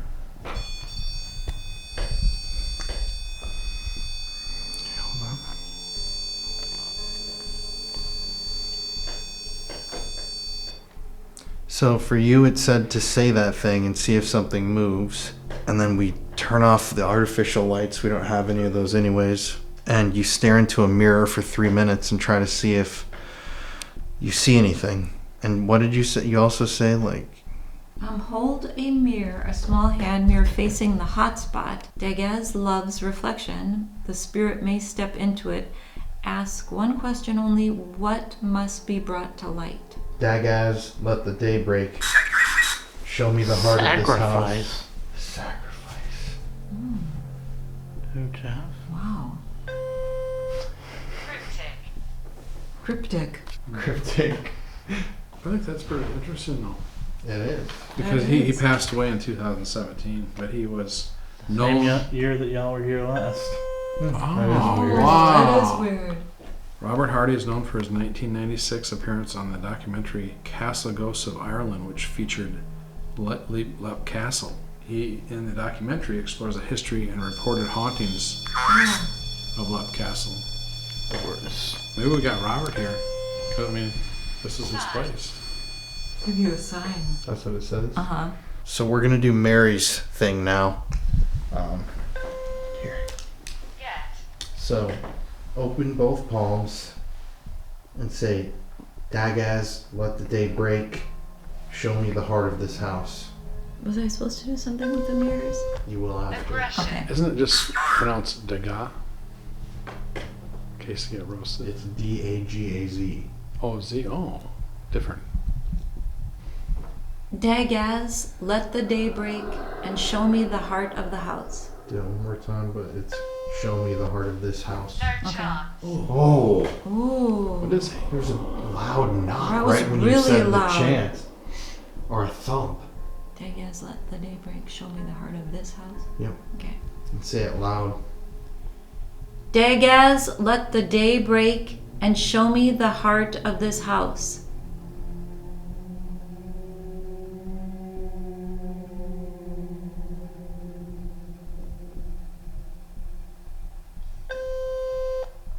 Johnson.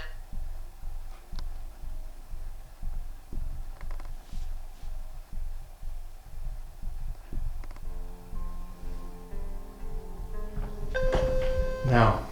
Sort it out. What did I say? Bathroom? Heart of this house? Or I left shaved. my offering. Oh, that's where you left his thing. And okay, you guys, I keep. How many times have I told you it really smells in the bathroom? You guys were like, doesn't really smell I that didn't much. smell anything. See? There's something. That is weird.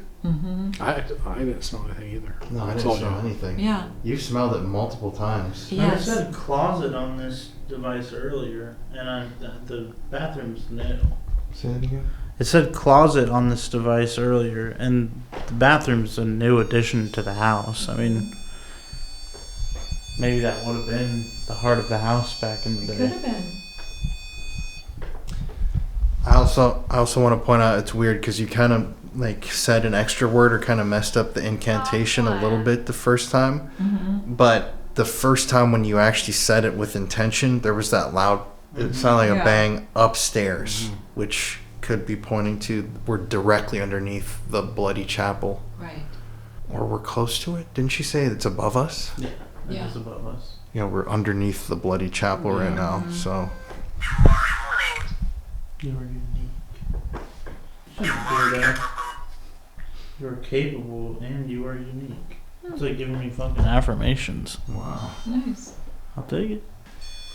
Oh, everything's going. Don't turn that off. Sure. Okay. So now, as per these instructions, we have to kill all artificial lights for 3 minutes. Let Twilight and Dagaz do the work. We already have candles only. Set one camera on burst, aimed at the area we're going to be recording. Hold a mirror facing the hotspot. We could just say the center of the room. The spirit may step into the mirror and ask what must be brought to light for 3 minutes. And it says audio is really important. No questions. So we have a black of... Oh, what the... That was like a thump on the Everything went floor off. that set all of these off. This thing. That wasn't you. Me? No. What was that? It was like a Yeah. thump on the floor. That's colder in here too. I think. It is Wealthy. colder in here. Wealthy? Well, you got prosperity. Come on. Oh wow! There Bring you it on. So we have a black obsidian mirror. Usually people use these mirrors to scry, and they do use a candle and stare into the reflection. So I'm going to start a timer for 3 minutes and let you stare into it and really try to focus on looking at yourself and at your surroundings in the small mirror. And we'll just sit here for 3 minutes and see if we hear anything. Okay.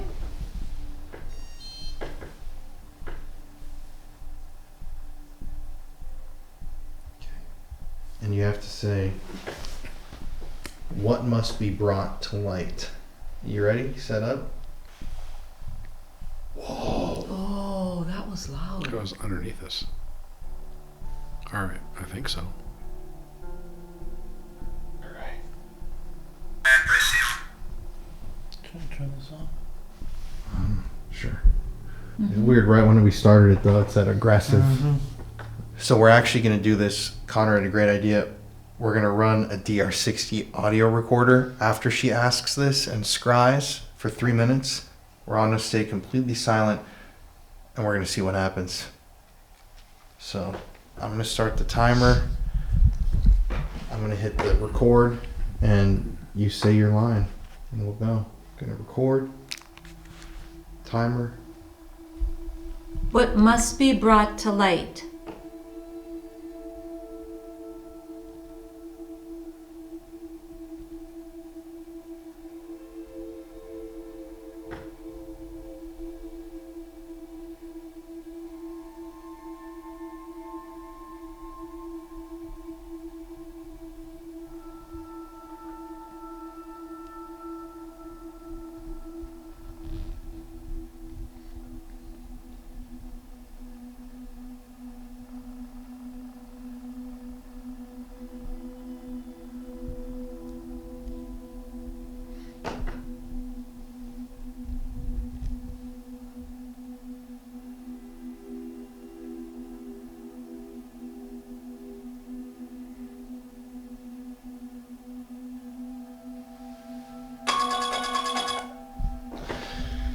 Time.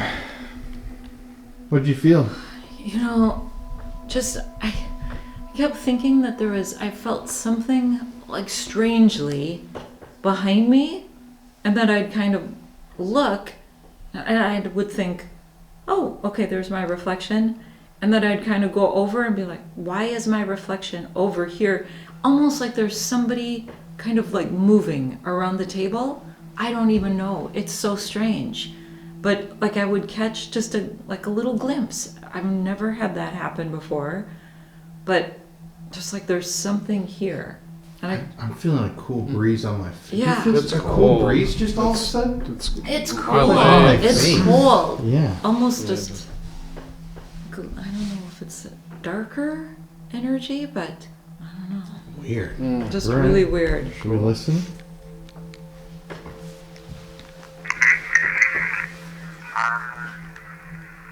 What must be brought to light?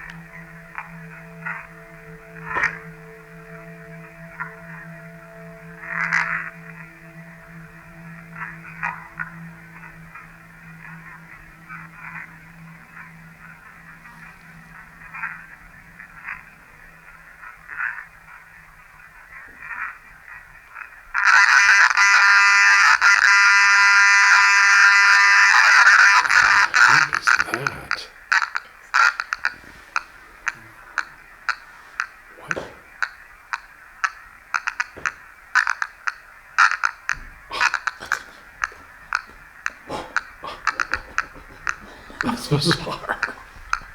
It's like a clan. It seriously is. What the? Percussive.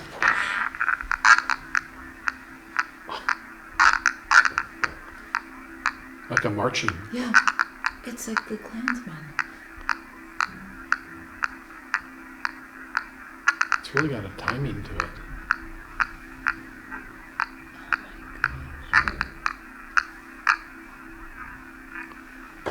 That's so cool. Wow. Just right when they're arriving. That's bizarre.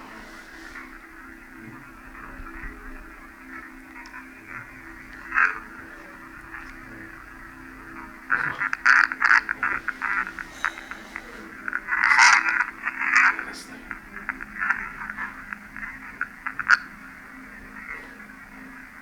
Wow. Jeez, look at this thing. What the?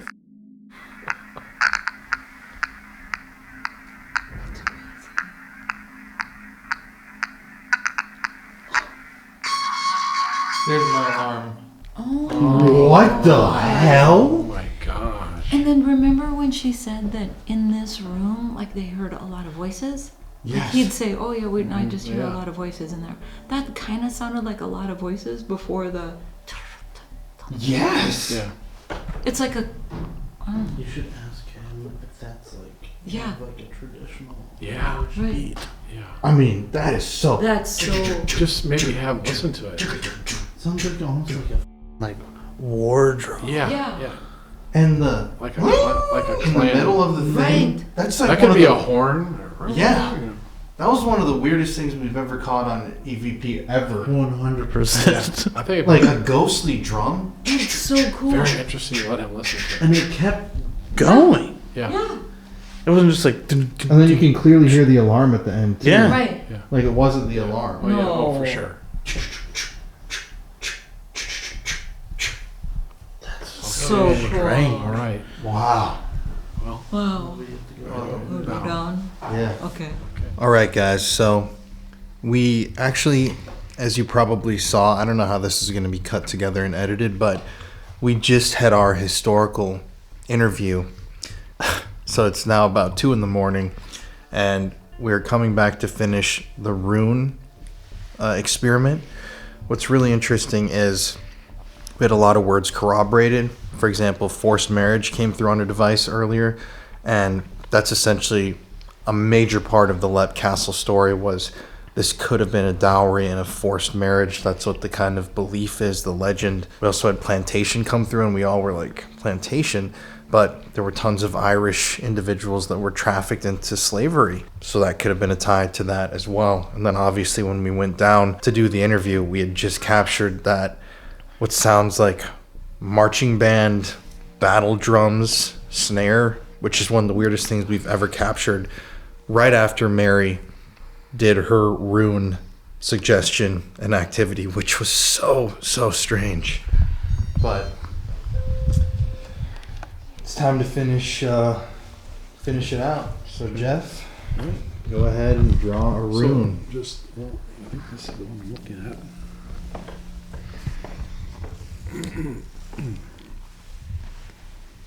What does it mean? How do I hold it oriented? Hold up. That is man. Can't be right. Pretty much sounds correct. They have a 50-50 chance. There you go. Mana's rune. Hold up, buddy. You look very studious, Jeff. I do. Yeah. It's one way to fool them all.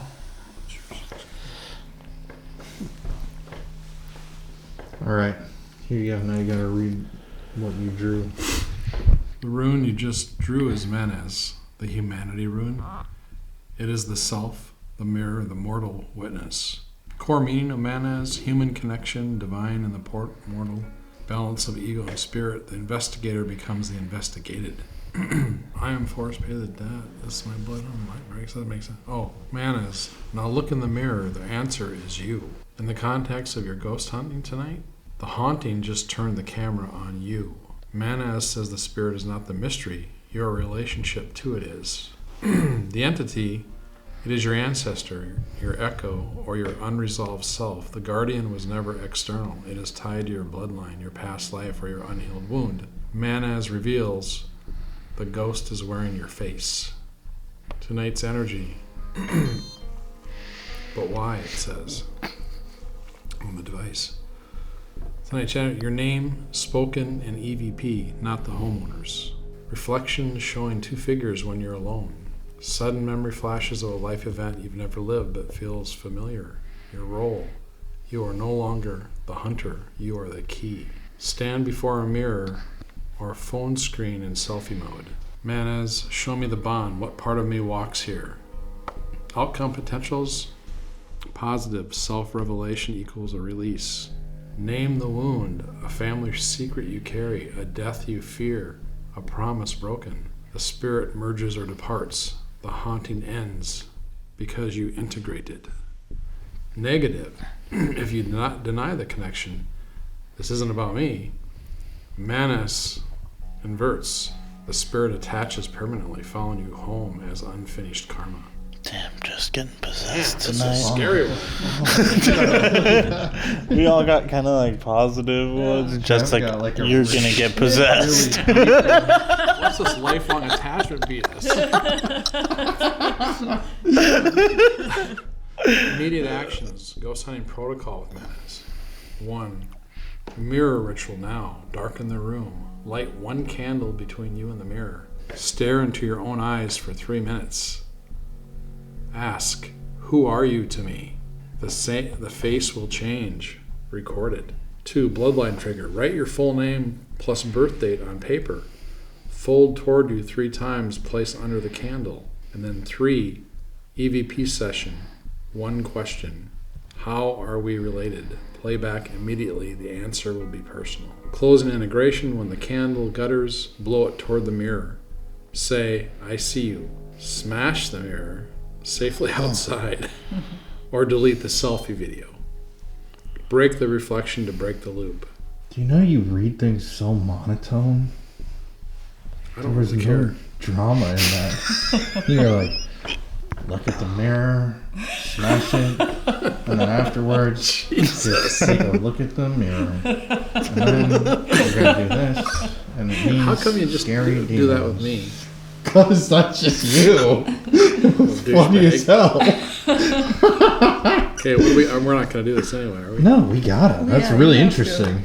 You can't No, see I didn't. candle. Let me just see it. I could barely follow what you were saying. let me just see here. Let me just see that. Jesus, give me these. It's like, Give me one of these. I got lost in a different fucking Blood dimension. sugar's dropping. I like this mirror ritual now. All right.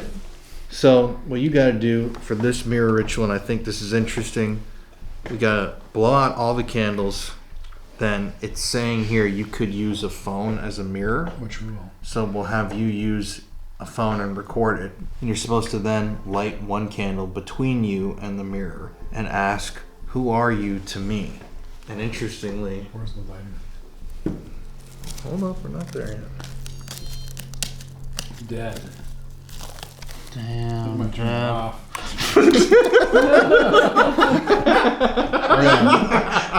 You're not gonna be able to post the video though because Jeff has to delete it. But then he's gonna get a lifelong possession. Shit. I think it'll be okay. No, I mean, I have to delete the image here. Yeah, but Colin's gonna use it in the video. Yeah, you can airdrop it to me and then delete it. Damn, Oh, you're gonna Jeff. record this. Yeah.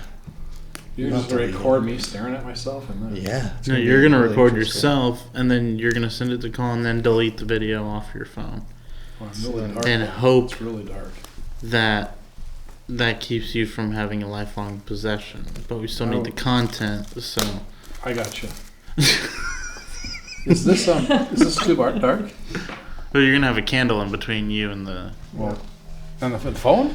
All right, Yeah. so to start this, to get How ready about- for this, Like let's this. keep.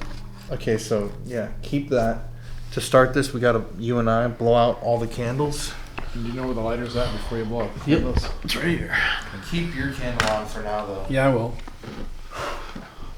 No problem, mate. Jesus Christ.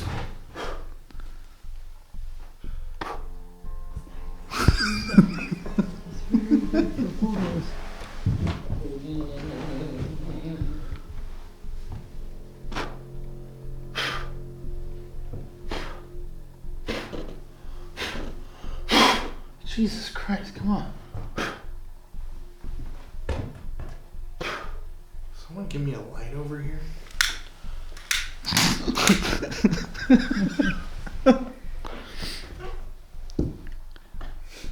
Will someone come look at this?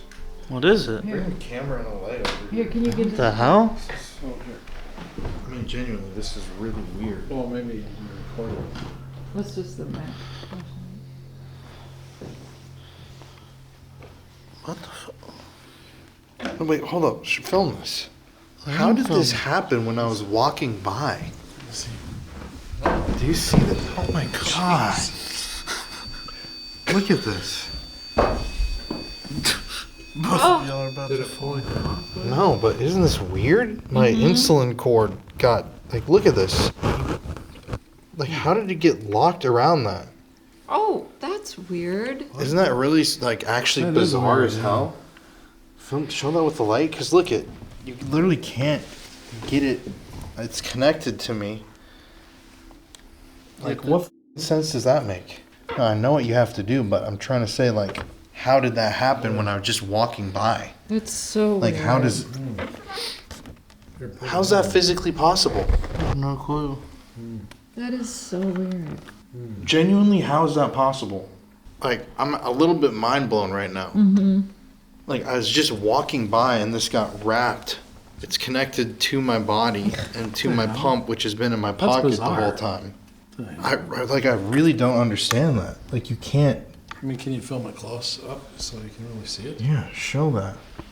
I I mean, that's like really weird. You have to release it. Like, you have to... Does it even... Like, look at that. Did you get it up? Show how. Yeah, but what the How did that happen? So weird. I mean, genuinely, how did that happen? The static would have gotten me walking, I think. Wherever it is. That's very strange. That is Isn't that so actually really weird? Flashing light that just keeps going off. That's just because I was standing in front of him. Oh, God. Did you get that? Ow, I got snagged on this door knocker. This chair. Like, I mean, I physically don't get how that's... There's no... That's actually kind of creepy. It's almost like a... That's an really... attack. I mean, you guys don't think... No, that's really weird? Yeah. Like, Yeah, how do you weird. physically even explain that? I mean, I don't know how you explain that. I don't get it. Like, look at this. Film this up close with that's the what light I'm on. Like, it's weird. Like, this is literally... It was in Go here. around it. No, there's literally no way for it to go around. And even if it went up... I mean, let me see this. You literally It's literally tight. walking. There's no snag. space between it. There's zero space for the cord to just slip between. It would have had to have been like lifted up. That is very... Oh, that is really weird. All right, let's do your little ritual. Full name and birth date and fold it towards you 3 times, then place it under the candle. And then do it this way. And the last 4 of your social. But fold it towards you. Yeah, like this. Yep, 3 times. yep, and then put it under the candlestick. Yeah, gotcha, bucko. That candle. Should I do my middle name or just initial? Yeah.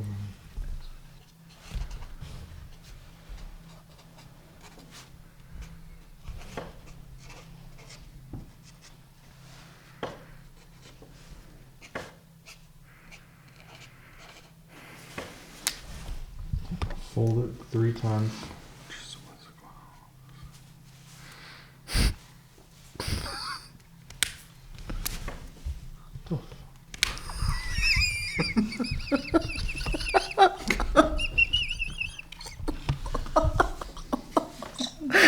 What the f- This is the weirdest pen. Okay, ready? Alright, fold it towards you 3 times.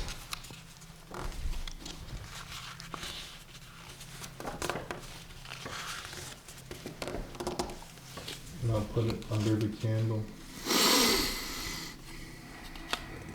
Alright, now I'm gonna go lights out. You need to start the video. When the candle is lit, ask, "Who are you to me?" And then afterwards, "How are we related?" And I'm gonna run the DR60 and we'll see what we get. Who are you to me? Are you supposed to stare for so long? 3 minutes. Really? Yep. Okay, are you gonna time me? Yep. So, what do I say first again? Who are you to me? Who are you to me? And then the second. How are we related? Alright, so I'm going lights out. Light the candle. Oh my God. Whoa. Look at that.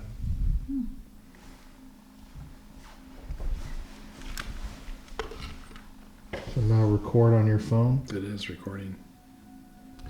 Who are you to me?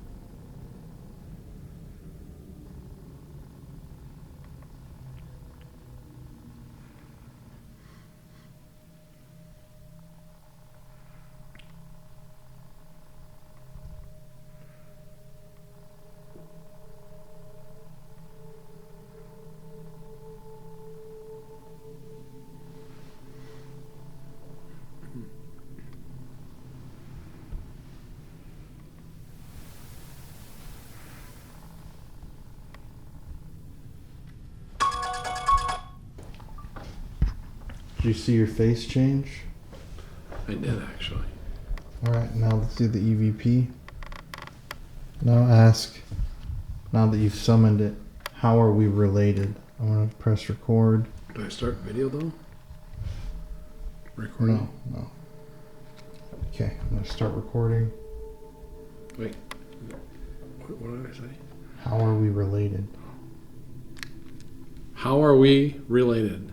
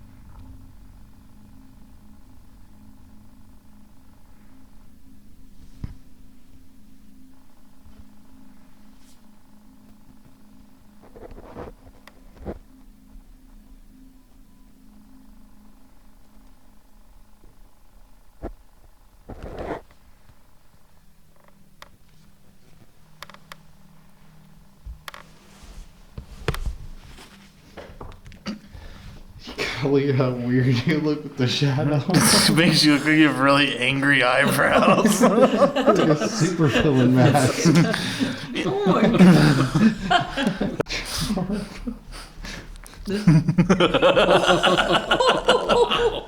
Ooh, it looks like there's some fingers on me. Ooh, tentacles on me or something. Alright, should we listen? Don't I have to blow out the candle and stuff? Not yet. Let's listen to this first.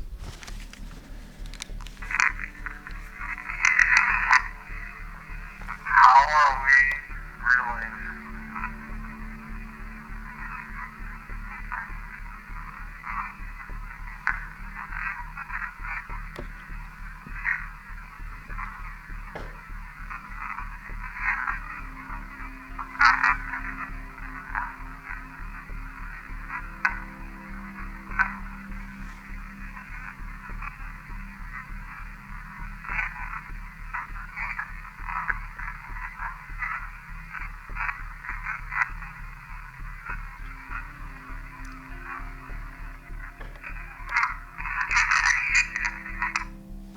It sounds like there's like a woman talking in the distance that whole time.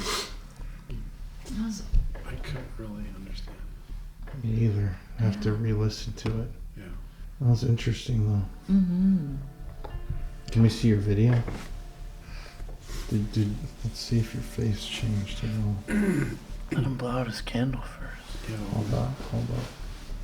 Isn't there a part about a positive or negative end to this, or? Yeah, if you f it up, you get lifelong possessed. I know. I'm asking. I'll have to go back and look at this later. I hope you don't get lifelong possessed, Jeff. Well, thanks, Connor. Hey. Now to end the ritual, you blow the candle out towards the phone and then delete the video. Okay. So I can delete this video, right? Mm-hmm.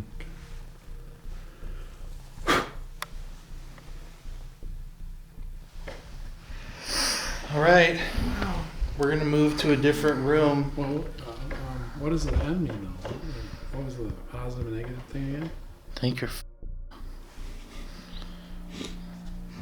the ritual is messed up. If you deny the connection, the spirit attaches permanently, following you home. Did you So accept or the deny? connection. Well, I accepted it as my enemy. And That now you're sounds like lifelong denying. possessed. Yeah, it sounds like you're denying it. No, I think I. Just say, I accept the connection. Oh, I accept the connection then. Yes. Is there anybody here that wants to make any other noise or let us know that you're here before we move?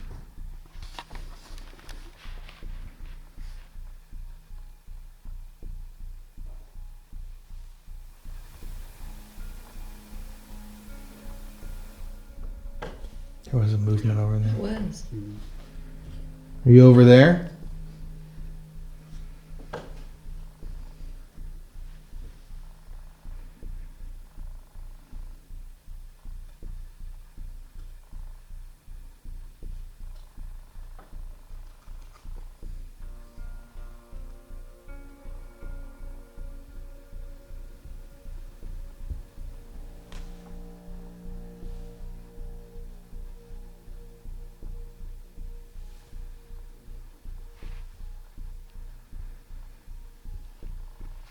Should we go up? You want to take this for a... Yeah. Put it in there? Take gas off and give that I got to sign that. You could tell after we started investigating, the castle spirits were active and they were ready to speak with us. We did the Rune experiment.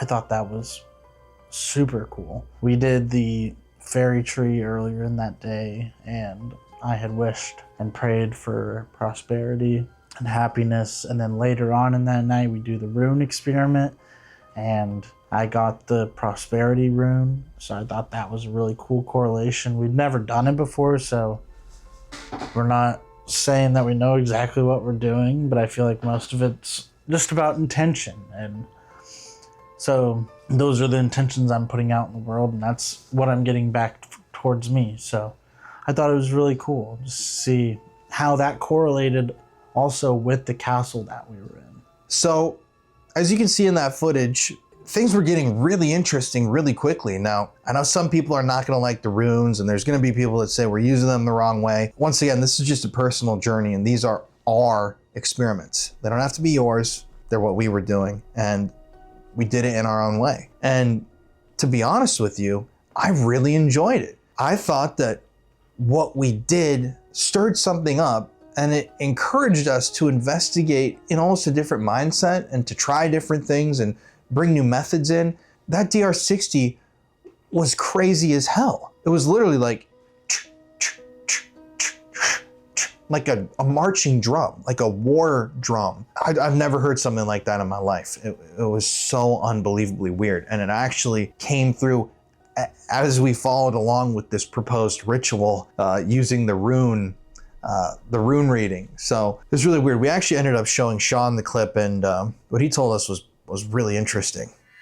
So I guess I want to kind of play this for you, 'cause right before you came in, we were upstairs, and I don't think we have ever in 10 plus years of doing this got something that sounds like this, and it's really, really bizarre.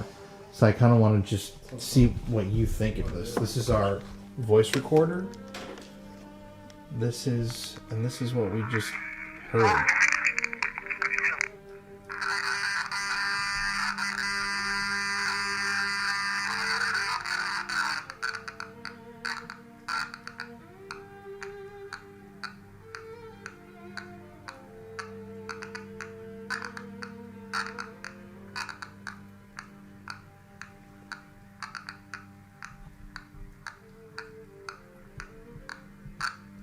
I don't know. It's a kind of a rhythm, but not a rhythm we know, is it? Kind of. It was like a marching, yeah. Yeah. It A sounds little bit. like it literally sounds, because I used to be in marching band in high school, so Yeah. it's like a typical like flam, and Yeah. if you keep listening, it's like 2 minutes of that, and we've never heard that before, which is just, when you say that they were very warlike, Yeah. it reminded us of like a battle march almost. Yeah. But the thing about that is now, that kind of warlike stuff probably goes back to earlier times, even before the O'Carrolls.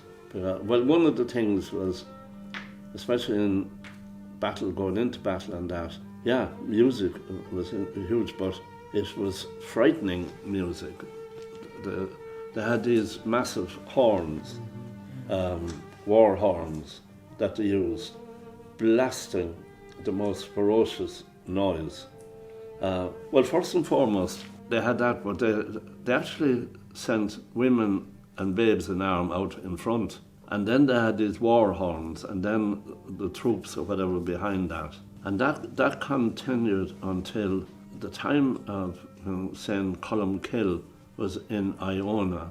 There was a monk there called Adam Naun, and he set about stopping this thing with sending out the women and children in the front lines in battle. And what was the date? It was called, it happened in fact in Bor, just 6 miles from here. It was called Coin Adamnaun, or the Laws of Adamnaun, and they brought an end to sending the women and children out in the front.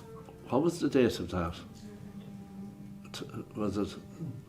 It was quite early anyway, was it 7th or 8th century? I'm not 100% sure, now don't quote me on that, I'll show that, but that put an end to all of that. But they used these horns, blasting this ferocious noise, to frighten the enemy. No, maybe the enemy were doing it as well, I don't know, but that was, what rhythms they used, I don't know. Possibly they marched to them. So maybe it was a similar rhythm, but I don't know. I've seen those Celtic horns that make those, those noises are so scary sounding.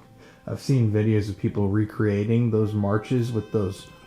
It's hard to even describe the noise, but I couldn't imagine hearing that before you have to fight in a battle. So with the women and children, would they... They'd be killed first, probably. Would they be armed? No, babes in arms. Well, what brought that tradition about, I don't know. But it was stopped at that time anyway, when those laws were passed. As I said, Coin Adamnaun. That's a crazy concept. Wow. So if you were to play that longer, there's another minute of that going on. I'm the one who said it sounds like horns. Remember? Yeah. You'll hear like if it kept going. He only played you half of it. Yeah. The last half, I literally said it sounds like horns. So that's kind of weird. It's a really strange recording. We've never had anything like that. Yeah. And it went for so long. I know. Now, another thing to remember is, which I didn't tell you, is this was an ancient ceremonial site. Back here, we have mountains. No, they're not the highest mountains in the world, but they're our mountains. We're very proud of them. But they're known as Sliabh Bloom. Excuse me. Sliabh is the Irish for a mountain. Bloom is an anglicisation of Blama. Blama was one of the gods of some of the early people that came to Ireland. And they believed their god, Blama, lived in those mountains. That's how the mountains got their name. So all around then you had sites like this where they would have held ceremonies to honour that god, Blama. So there's people on this site, God only knows how long. We'll probably never know how long. That's so interesting. Mm-hmm. So at this point, it was time for us to split up. My parents went downstairs to investigate, and Connor and I went upstairs to the Bloody Chapel. Now, it's a small room, right? It's bigger than this room that we're in right now, yes, but when you compare it against other haunted rooms and spaces that we've been in, it's relatively small. But the energy inside of that chapel is indescribable. It feels powerful. It feels dark, and it feels, I'm just gonna say, really ominous and negative. And, when Connor and I went up there, it's always freaky doing something when there's just two of you, but we decided at one point to turn the lights off, and yeah, you'll see that's when things really changed. So we're gonna walk around where the owners here have seen the two little girls. Emily is the oldest, around 12, 13. Charlotte's 7 or 8 years old. And they thought from the 1600s, right? And one of them had a bad leg. Mm-hmm. The younger one. The younger one. Yeah. Okay, Charlotte. Okay, so we're gonna use Mary's phone, her spirit talker. We're gonna use This is weird. I got spirit ugly. chat. Really? And Okay. that could be like the little girl thinking Oh yeah, for sure. that she was ugly. Interesting. So, Emily and Charlotte, we're here to communicate with you. Nice. Nice. And we're not here to do anything but try to communicate with you. We're friendly. We just hopefully we can help you get to somewhere that's better if you want to. Teddy bear. Oh, Wow. that would be for a little child. Yeah, for sure. So you like a teddy bear? I wonder, is there a teddy bear somewhere around this area? Toward. Well, maybe we should walk. We can Toward walk. where? Let's go this way. Let's look to see if there's any kind of a teddy bear. Iris. Violet iris. It was severely ugly. Oh Iris. my gosh, this is really cool. William. William. That's the King William he was just so talking weird. about. We could go out. Remember, she was supposed to have fallen over the wall, which the wall is over back in that little atrium area. We should go back there. Fig. Go back there. Okay. Well, I was trying to find if there's a teddy bear, but yeah, we can go back there. That's iris. Maybe there's a flower area. Fig vine. I don't know. Just take. Update me. Update me. I don't know if this is. What are we gonna do out there?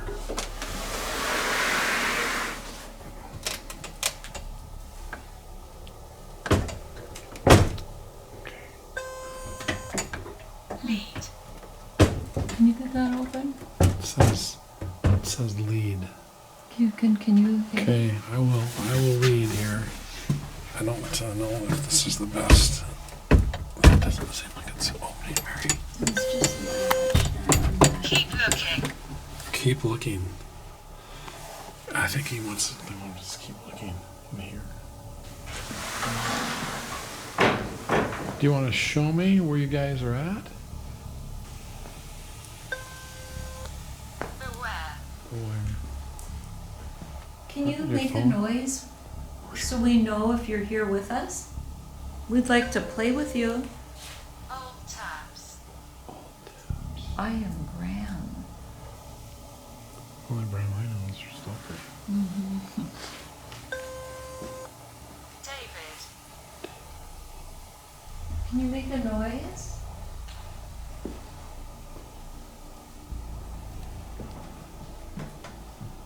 This goes down to I am misunderstood. I misunderstood. there's a little doll back here. Really? Okay, let's look at it. Let me see.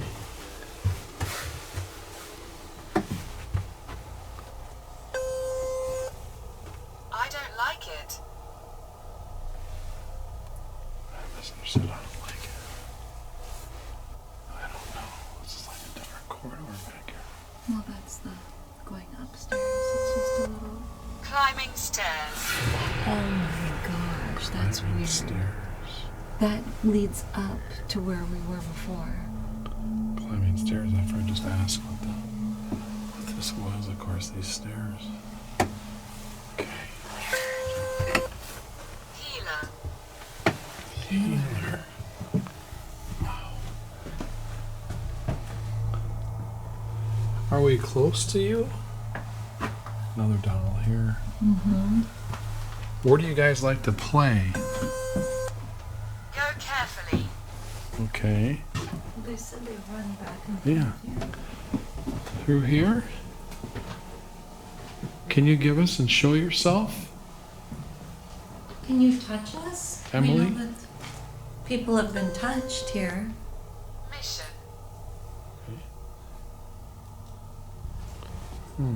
We'd like to play with you and just make contact with you. 11. Malice. 11? Uh-huh. Wasn't she? She was like that age. Yeah. Oh, Emily was kind of that age. Mm-hmm. Yeah, Malice and him. Yeah. You know, she jumped, right? No, she didn't jump. She fell. But who knows? Yeah. And I forgot to say, one of the other words I got on was jump. Jumped. Weird. And then him pushing her maybe. You know what I mean? Yeah, you never know. Or she jumped. Nana. Remember we had that? Yeah. Nana's your mother, right? Grandmother? Yeah. Grandmother? Documents. Well, he's got several Okay, documents yeah, there's a lot around. of documents around. And then he kept saying that nothing was documented. Right. Can you give us a sign you're here with us? Can you make a noise? Wound, okay. What was it? Wound. Here, we're going to turn this off, but tell me one more thing, Charlotte or Emily, that makes us We're know here. it's you. At the stake. At the stake. Weird. Wound at the stake. Okay, we're going to turn this off for a second. Maybe we can just listen a little bit and let you try to talk to us or show us you're here. Emily, Charlotte, we're friendly. We're just here to communicate with you. Can you show us that you're here in the easiest way possible for you? Or maybe if there's an elemental here. Or the scream. Can you tell us what happened to you?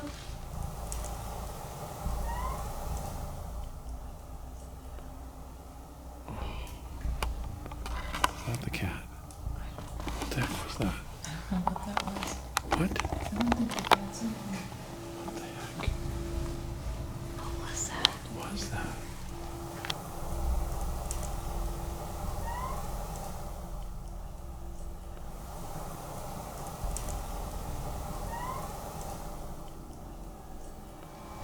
That was like a little cry or okay, well, that was right here. What the heck?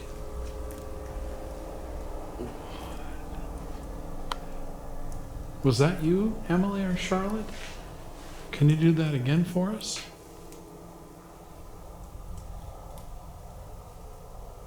Can you make that noise again?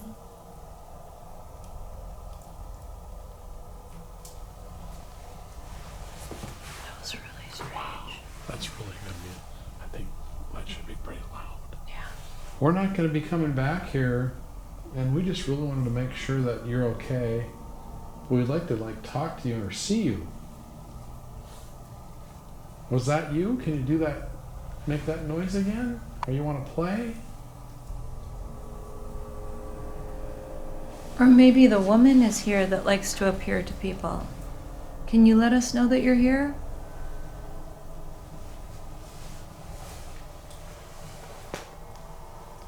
Here, I'm going to turn this box on one more time. And I'd love for you guys to say one of your names on here. Okay. I got. We're here. Yeah. He's a minor. Should be scared. The children play games. Wow. Let me see. And then just sometimes, I don't know what the question was. That's kind of weird. Good responses. Yeah. Mine's just about ready to go here. Well, let's try it like I was trying to do upstairs on the line of thinking of the plantation. We should think about what that said. Try to piece What it games do you like to play? Can you let us know you're here by directly saying your name? Tributes. Tributes to you. Two. Yes, for sure tributes to you. I'm sorry that you passed away, but can you let us know you're here by saying one of your names in this little box right here? Use your energy.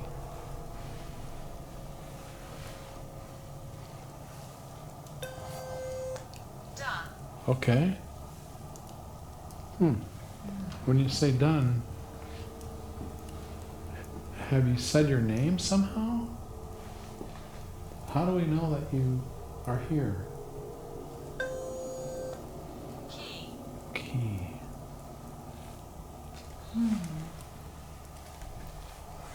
Can you try to let us know more directly that you're here? Benjamin. Benjamin. Have we ever had a Benjamin? Benjamin Franklin and a key. That's what I think I had. Yeah, we had a Benjamin before.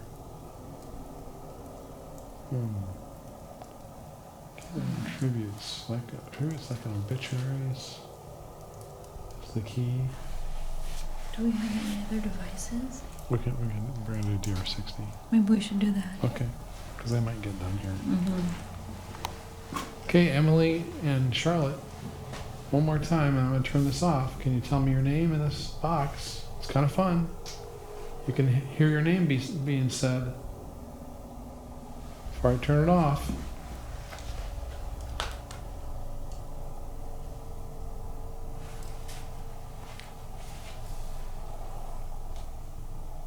Anything?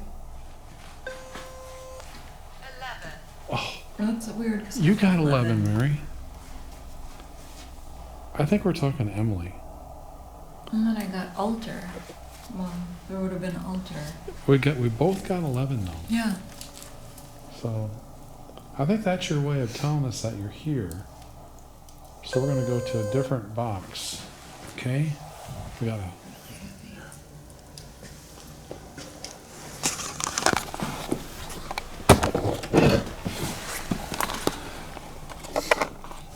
So anyone that's here, the elemental, Emily, Charlotte, we invite you in and let us know you're here by answering our questions, if you would, please, okay? Won't hurt you.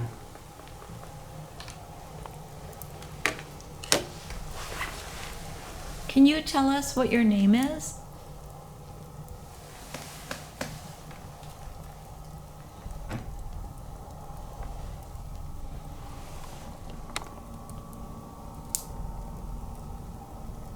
My other question is, how old are you?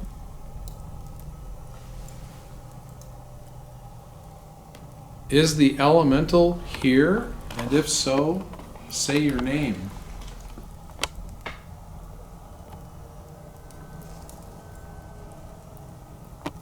Emily or Charlotte, you had something wrong, unfortunately, with a part of your body. Which part of your body was that? Can you tell me if you ever hear music here?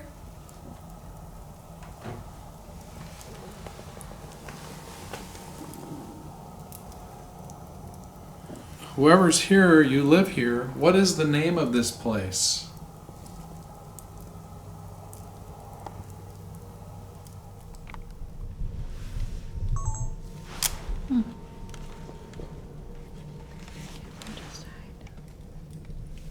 Do we listen?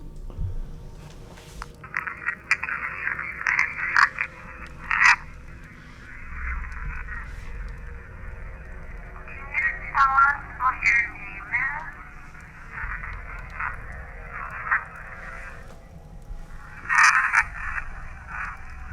My other question is, how old are you?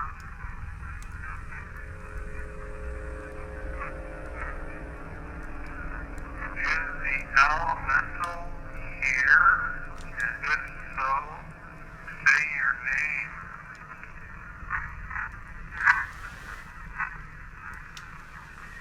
Emily or Charlotte, you had something wrong, unfortunately, with a part of your body. Which part of your body was that? Can you tell me if you ever hear music here?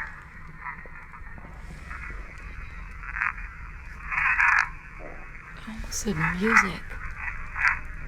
Whoever's here, you live here. What is the name of this place?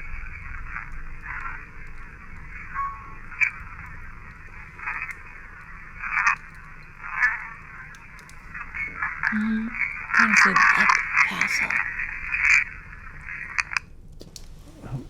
Then do you hear kind of like a piano ting? It did Like a. That's what I was gonna say. That was We could- weird. After I said music. Yeah. I mean, I think it's not a bad idea to do. You just record another session. Mm-hmm. What's your stuff say? Dolls move, Kenneth Misery. Dolls? What are those dolls over there? Okay, so whoever's here, you kind of know what we're doing with this device. So we're going to try it one more time and give you a chance to answer questions for us, please. One more time. Here we go.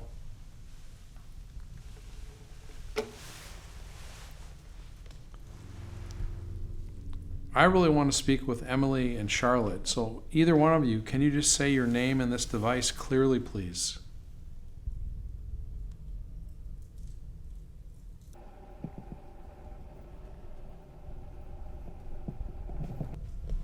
Can you tell me how many spirits are in this castle?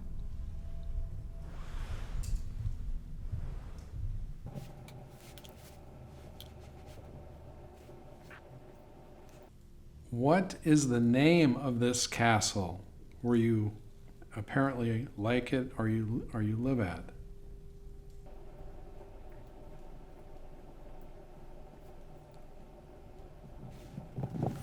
Are you happy being here at the castle?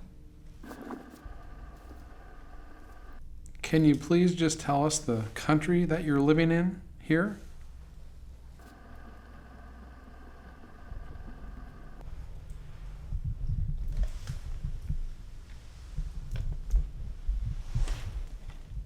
Do you know the name of the people that live here in the castle? How old are you? Do you like it that we're here?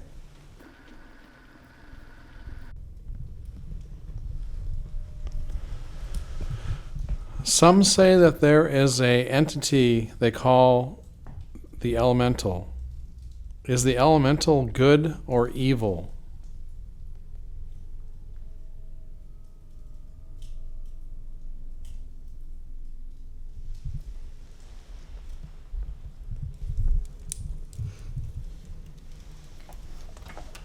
Should we listen to it?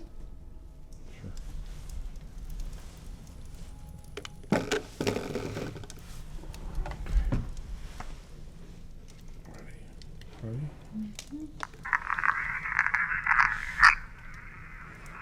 I really want to speak with Emily and Charlotte, so either one of you, can you just say your name and this device clearly, please?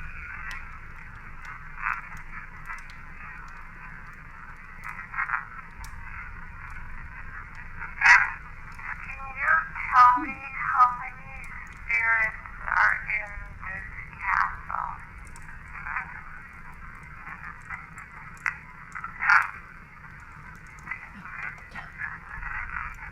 What is the name of this castle where you apparently like it or you live at?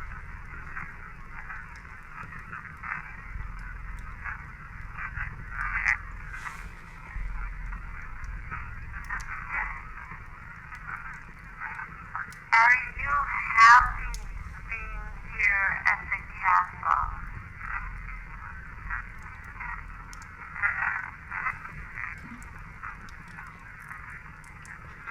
Can you please just tell us the country that you're living in here?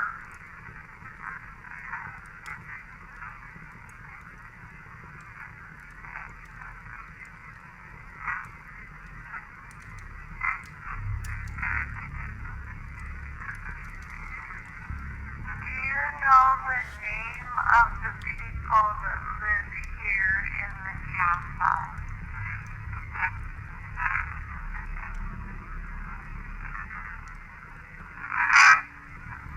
sound like yes.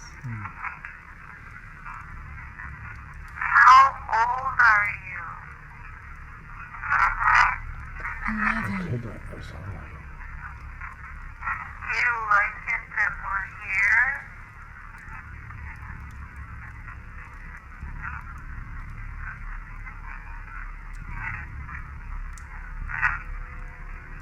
I'm saying that there is a entity they call the elemental.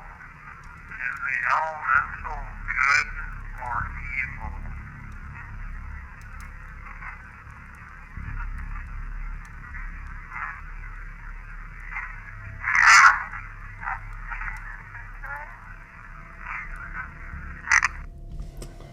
It's so hard to. Colin's gonna have to rewind. Yeah. I mean, because you can kind of hear. Yeah. But it wasn't. It's strange because none of the drums or music, that we heard upstairs, Oh, yeah. like totally different. Just kind of voices, like they were saying. Yeah. I think there's some stuff there. It's just we're not completely comfortable with rewinding. Yeah, So we'll definitely. let Colin scour through that. This might be them. And let's, That we're supposed to go up. yeah. Okay, we're gonna go up and meet those guys up at Yep. the top of the castle. Okay, we're gonna pause it. Oh, here Connor and I go up to the top of Lep Castle. This is the little smoker room. Come look at this real quick.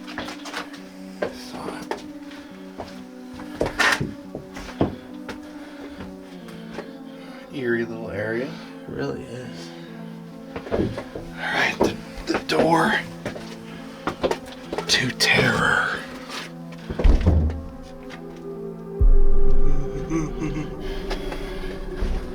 It's really dark in here too.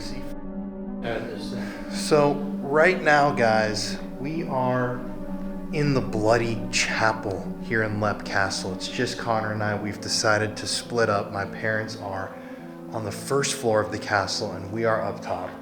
The amount of history within this one room is absolutely insane. You had the priest that was murdered during mass. You had the poisoning of the opposing clan that occurred here inside of this room. The inspiration for Game of Thrones.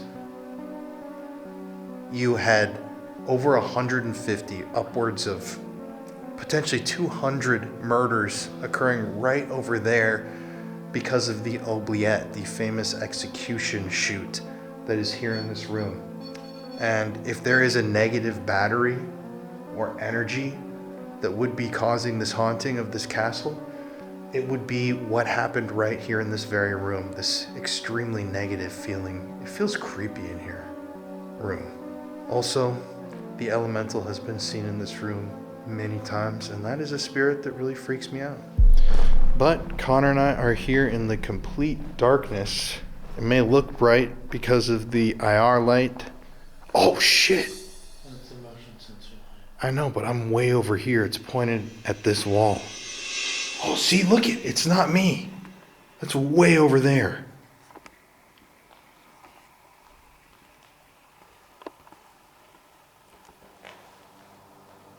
What'd you hear? Gravel mover over there. Is there anybody here with us? My name's Connor. And my name is Colin. We're here to talk. We're not here to steal anyone's cows. We just want to find out who still resides here in this castle. Oh, you feel that cold breeze? Yeah. It moves so slow. God damn, it is creepy as hell in here. Like, people can't even really see it, but it's pitch black. Like, you literally, it's Hey, inky. Turn off the night shot. This is how dark it is. Yeah, check that out. Oh. If there is a spirit in this room, please give us a sign by knocking on something, using your voice, touching one of the glowing lights in this room, moving an object. God damn, it's creepy. Dude, people don't even get how creepy this is. I don't think it comes across on camera, but it is so creepy, dude. I'm like, it's so dark that like I can only film you with night shot. Everything else is too dark. You don't have a light? I do, but it's like, look, without it, with night shot, Yeah, right. with it. That's crazy. Is the elemental here?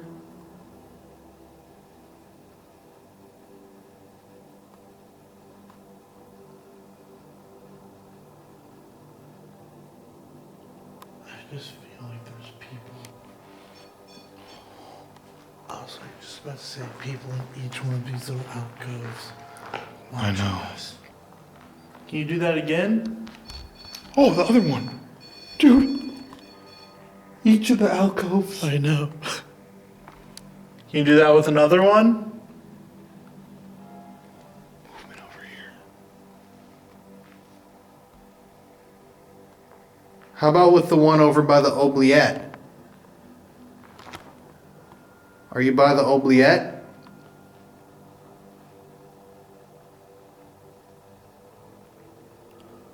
It's freezing up here.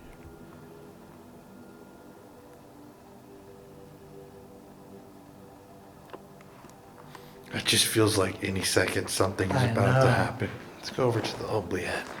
I think those things have a higher reach than. Yeah, might have been us. Kind of like having a light though. Is there anybody down there in the oubliette? Any trapped spirits?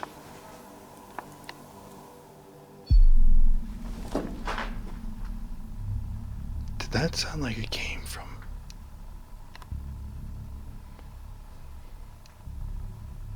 What the f? Hello?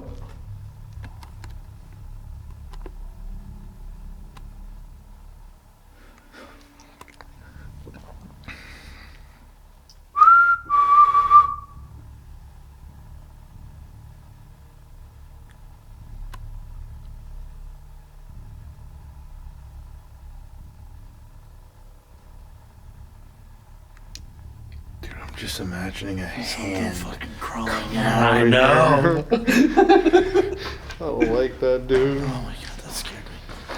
I don't like that one bit. I'm very on edge. Yeah, there's something about this room that is really wonder why. creepy. Which one? Which behind you? Is someone standing in that alcove?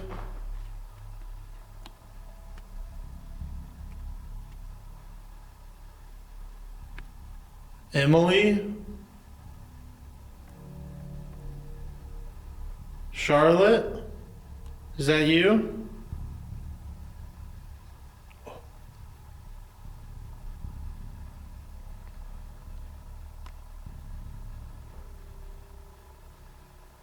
Elemental?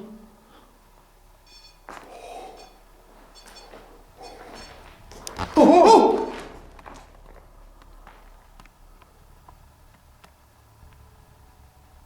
What the f? Do you have a light? We don't even have a light. What the f was that?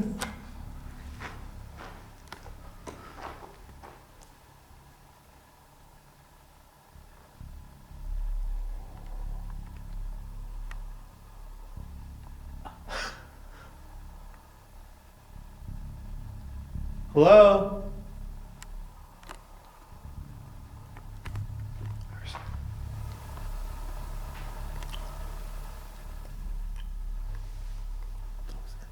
Was it the oubliette? What the?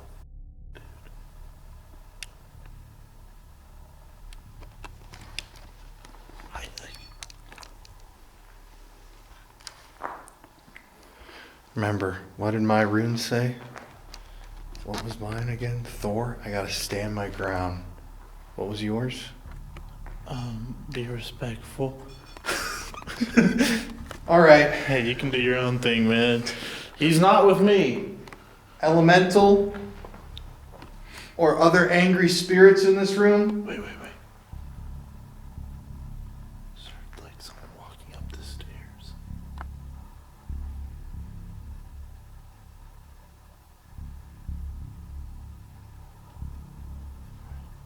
I am standing my ground right now, and you do not scare me, but you must communicate with us.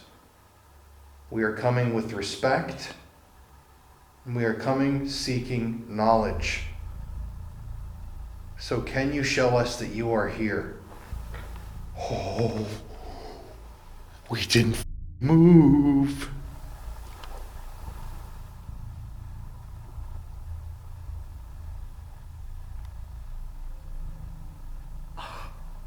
What the is going on?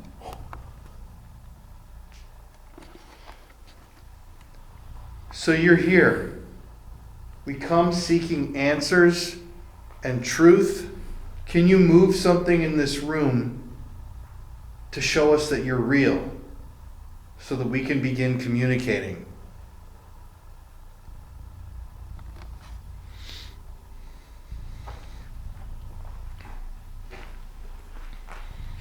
Oh, what the are those noises?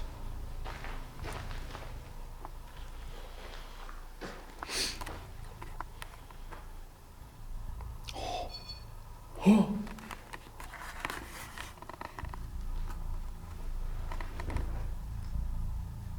I don't know what that is. It sounds like a woman crying.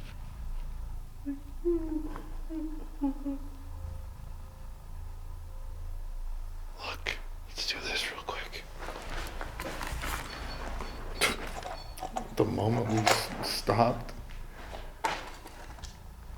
you can shine the light over here. I'm gonna do a dice experiment. Okay, whoever's here, I'm seeking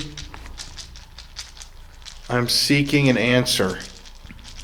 Please use these dice that are in my hands. I know you know what these are.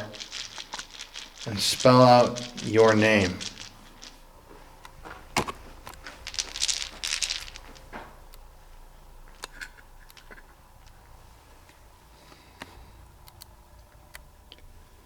Sun. S-U-N. S-O-N.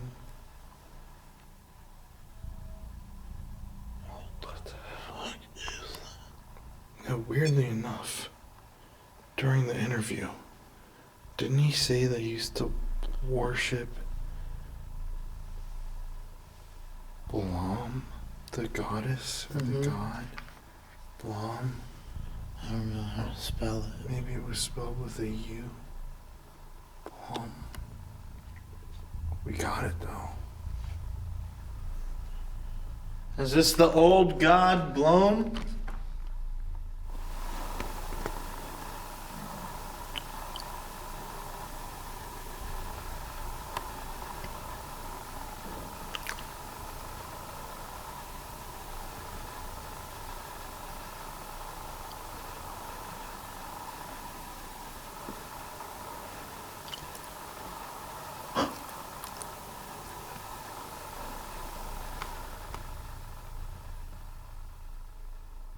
Elemental, were you summoned through a pagan ritual? Were you summoned here? You can answer yes by tapping on one of these red lights or making any noise in here. What the So like, I'll do it right next to you on my phone. It's right here. Why don't you ask and roll a question? Or roll the dice.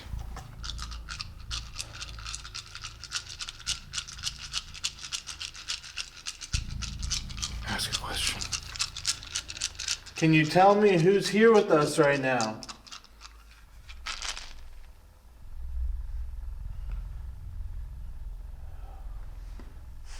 I kind of just asked that question. Ham. Mad. I'm mad. Like,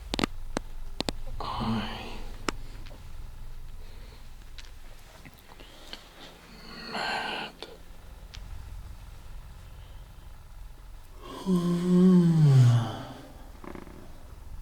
Do you see anything else?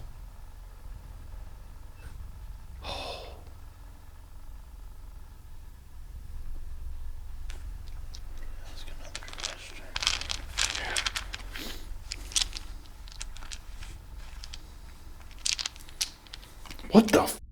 Did that just die?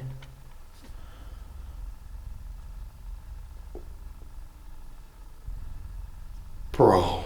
Is it almost dead? No. It's at 87%. What the f? What the f? Yo, what the f? Fucking creepy up here, dude. What the f was that? I'm getting weird vibes up here, dude. Too. Wait, wasn't one of the runes It's a gonna, flashlight? Or like a light's gonna flash? Yeah. I think that was your mom's. What the f? Yo, those things, oh, I got the chills, man. What can you tell me about the elemental? Oh, that one just flashed.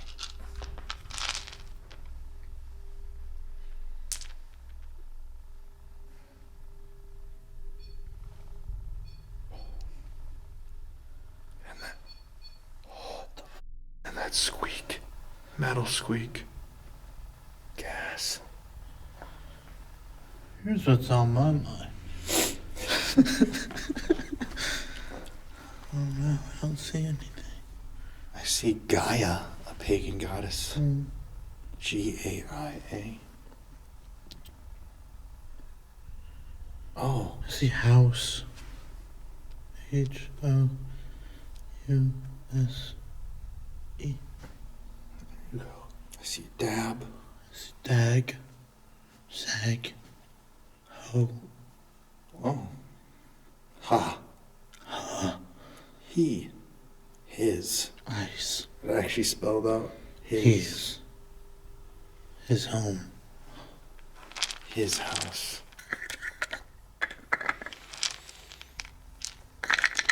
That was peculiar to say the least. It's weird though, like when we stop paying attention to it, the stuff stops going off. And when we turn the light on, I think it wants us to go dark. It kept going with the lights on. Are you missing one? No. It's like, oh, they're so big, bang. Grab your camera. Better turn that sucker on.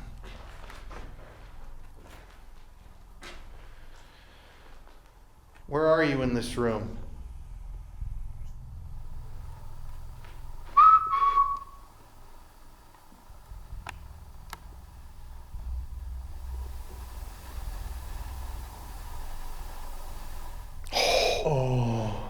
Oh. All right, so you're over there. Can you walk towards the oubliette? Can you walk towards the death chute? Oh. Walk over there to the far corner by the windows.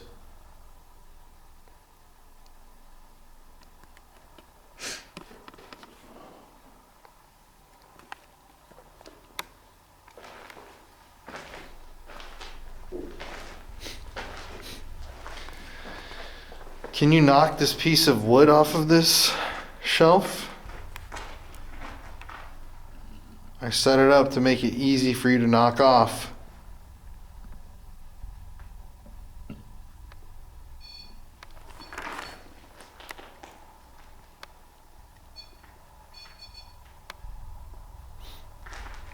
the hell, dude? I really don't like it in here. No, it's got a really bad vibe. Ask a question again. Can you make that red light go off again?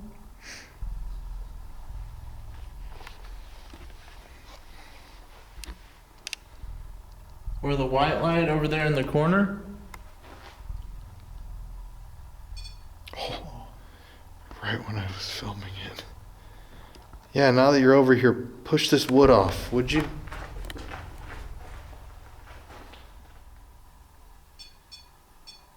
Come on, push it.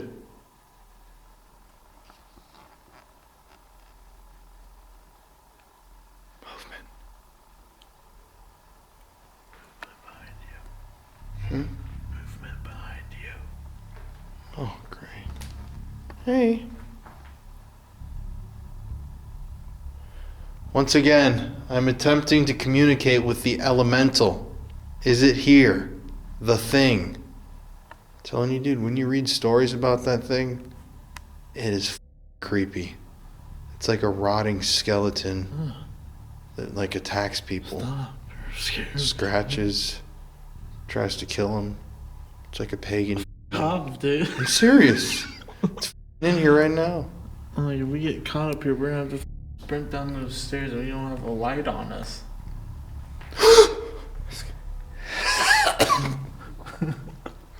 Karma. All right, knock this thing off. Come on. How much longer do you want to go up here? Aren't we just waiting for them to come up? No. They're probably waiting for us to come down to come get them. What the hell?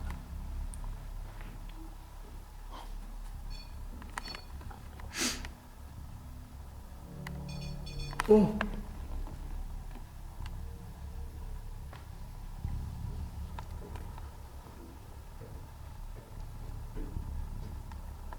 Imagine they don't even come up.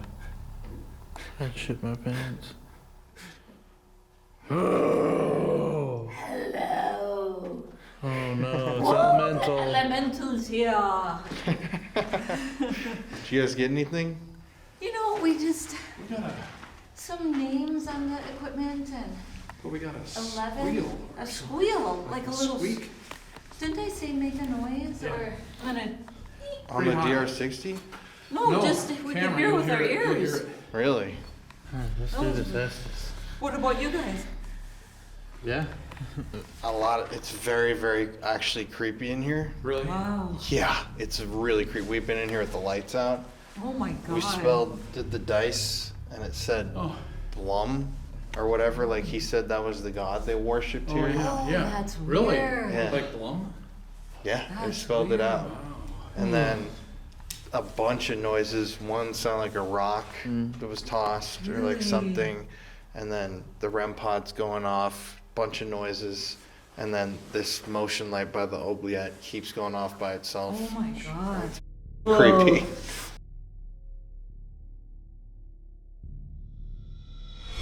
The energy in the Bloody Chapel was one of the creepiest energies that I've ever felt in my life. We were lights out for a good portion of it, and it genuinely felt like there was someone like behind our backs. Every time we would turn, it would turn with us.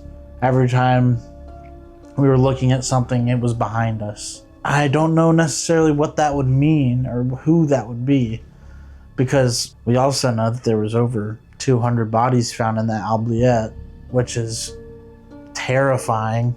So that could be one of 200 bodies that were thrown in there, or other bodies that were buried around the castle. I mean, there's probably hundreds of people that died there before the place was a castle.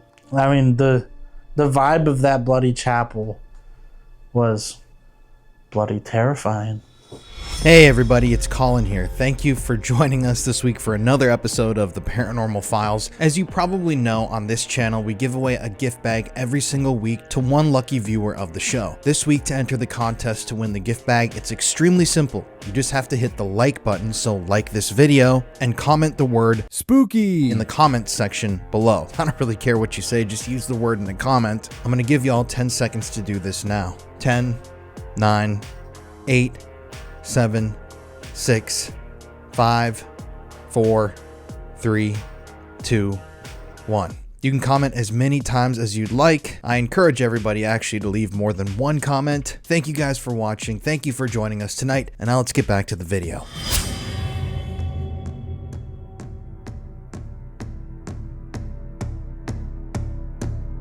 So at this point, it was time for us to do the Estus method, and I was going to sit with my back to the oubliette and go under.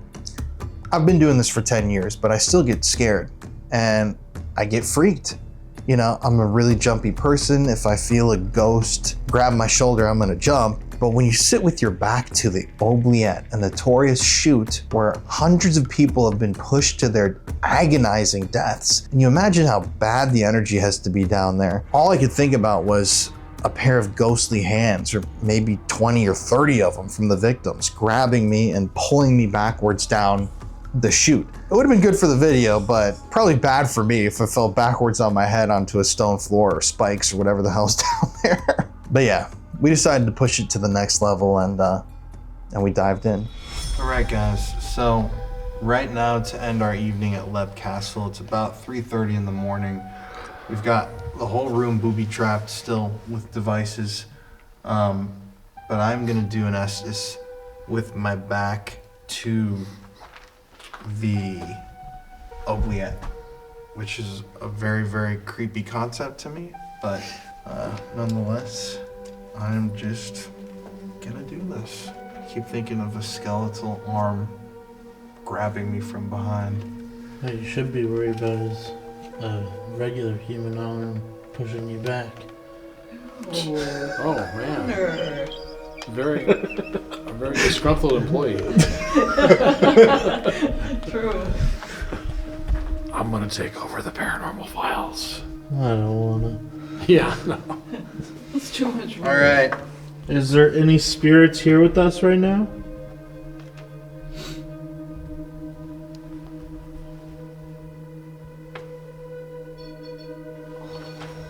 Hey. Who is this? Give us your name. Do you know what's at the bottom of that pit behind you? Or used to be?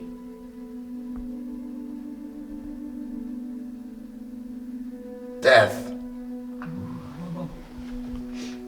Were you killed in the oubliette? I almost feel like I'm getting like scratched on my arms. It's a creepy feeling. Brother.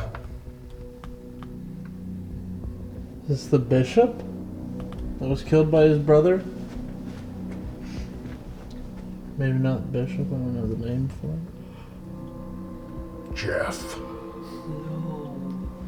Didn't your rune say you'd be called by your name? Did it? I think so. Oh, that's weird. Ugh, I get a creepy feeling behind me, guys. Oh, Very, very what's cold. that back one in the corner? Over I'm in there? the room. Where are you in the room? Must be over there. I think. Like that. It's been going off in that corner. How many spirits are God up here? damn, when you think about how many bodies were found back here, Hundreds. God damn, it is creepy. Ugh, it's like I'm psyching myself out, like feeling like a ghostly chill up my back. Did you die from being thrown down that hole? Sarah. Put the room pipe Did Sarah get pushed over? in the back there. Well, just think of like people right here just getting thrown. Yeah, it's right here. Just right here. I've been seeing you. Why did you bring my name up? Why did you say my name?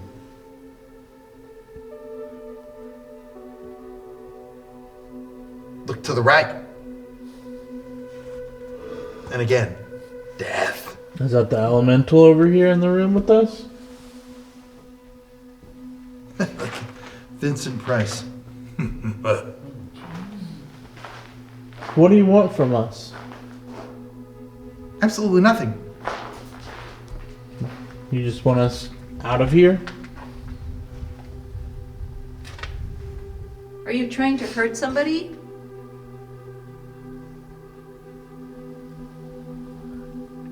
My baby. You're trying to hurt your baby? Who's your baby? Or did somebody hurt The green your one. baby? What? Green one? The Green is the elemental? elemental. Is the elemental your baby? Oh, I think you gotta do it, but turn the lights off. Just like that. Just even for a second. I don't know if I like that, but just for a second. Yes. Oh, he sounds kind of. Why do you want the lights off?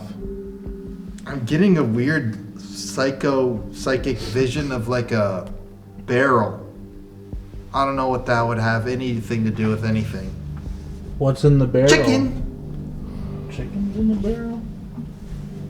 Somebody get put in a barrel? A girl's voice. I'm coming.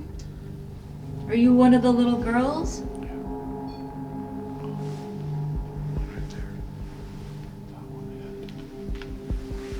Don't say that again. Okay, if you're one of the little girls, tell us one of their names. We were just trying to talk to you downstairs. James. Yeah, that's me. I'm not a little. You. Oh. I've been very respectful. If this is I the feel like something's, elemental, like, touching my back. if this is the elemental, can you tap Colin on the back? God damn, it's cold.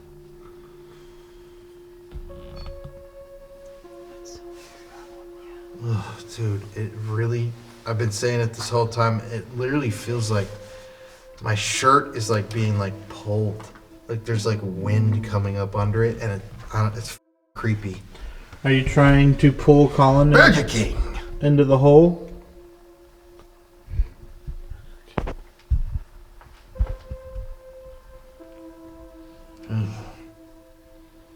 Now I'm seeing a skeleton in my vision. How many people died in the hole? Look for the emeralds. That's green again. Yeah. Is it the emerald for Ireland? Or is it the elemental color again? What can we do for you? Listen close. What can we do for you? On your knees. Okay, Colin. Alright, Connor. We're not going to get on our knees. Why do you stay here in this castle? The king. Why do you stay here? Is this a chieftain? Is that why you want us on our knees? He's in the corner. Who is it? Is it the evil one?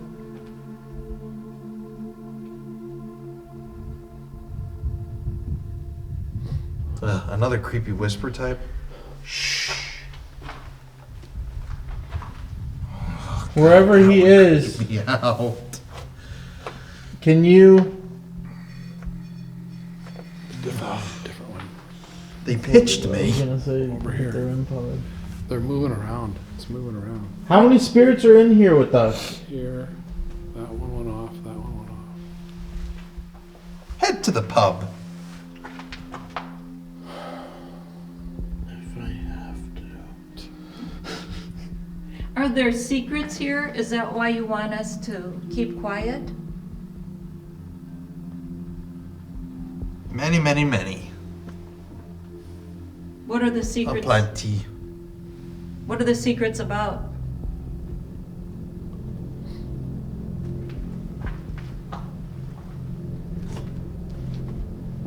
keep feeling like I'm getting scratches on me. On my back now. Do you like it that we're here? Who's scratching Colin's back? Have you come up from the pit? You wouldn't understand. What happened to you?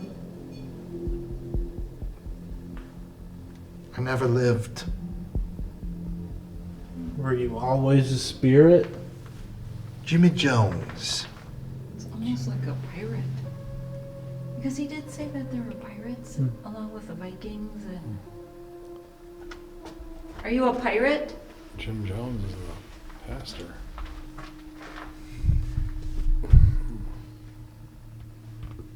Plenty of bananas. Could be on like a ship. I mean, there's no Slavery there. natural bananas in Ireland. But they had all those boys. I'm getting a vision of a creepy, just black shadow crawling up this tunnel. It's like a soul or something. Ugh. I just feel like my body's like. Oh, I feel like it's getting closer to me. Okay, I wonder how long you want to leave him in Maybe here. we should get him The Raven. Okay. Is there anything else you can tell us about this castle?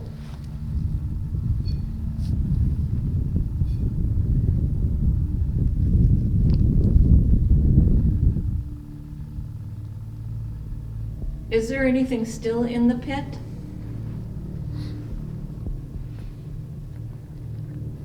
Mm-hmm. What is it?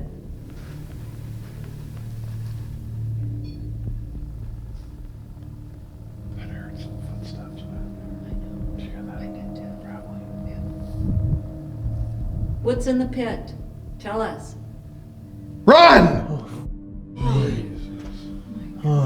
Sorry, that was a screaming. What are we supposed to run from? We've just been hearing these footsteps back here. Yeah. The REM pod. We're gonna get going here in a second. Yeah. This is your last chance to say something to us. It really does seem like it wants us. Don't head down. Good, run. Yeah, they want us to head out Yeah. Yeah. Right. the window. Exactly.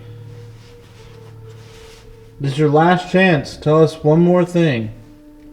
Light the fire. All right.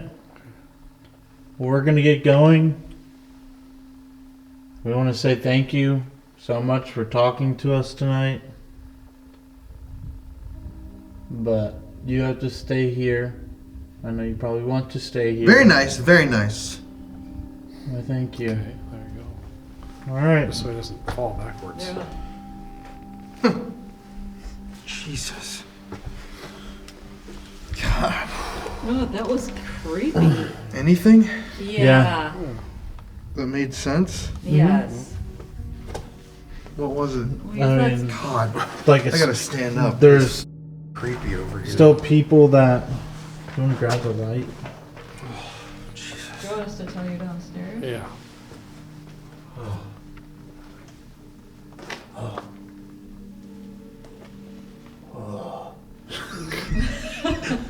Say it again. Okay. That was a different one. Creepy as hell. Did you get a good shot of the inside of that? Yeah. Okay. Let's get the hell out of Yeah, here. let's get out. Let's get our stuff.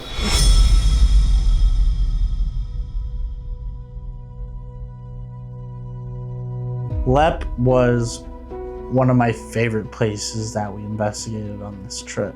The castle being built in the 1300s, the history of that, I mean, it's amazing. Being told the stories of the hordes that were left there before the castle, and then being able to go see those hordes in the museum as they were found, the ghost stories, the history of the O'Carroll family. Lep Castle will be on my probably top 10 of the coolest places that we've ever been to for the rest of my life. At the end of the day, what a special place Lep Castle. I mean, this is a notorious location that people across the world know, and it's truly an honor to be able to say now that we've spent the night there and we've investigated. It's indescribable. Ireland is such a beautiful country filled with such mysticism and such wonder, and there really is this ancient energy that permeates the country. It permeates the countryside. It's saturated within the buildings. It's just very prevalent. And in a place like Leap Castle, where you have hundreds of years of positive family history, but then also hundreds of years of very violent, very bloody, very brutal history, the activity levels were off the charts. And it was really a night that we'll never forget. Sadly, I didn't get to see the elemental. I was really hoping to see like some Scooby-Doo type creature with, you know, rotting strips of flesh and a green fog around it, but you know, maybe one day. I guess we can always just keep hoping. No, I doubt that'll happen. But if you've enjoyed today's video, please let us know in the comment section. We wouldn't be here without you guys. And it's people like you, the person who's watching this video right now, who have enabled us to do this for over a decade. So from the bottom of our hearts, once again, thank you. Anyways, y'all, we will be back next week with another video from Ireland. Thank you so much for watching, and yeah, stay spooky.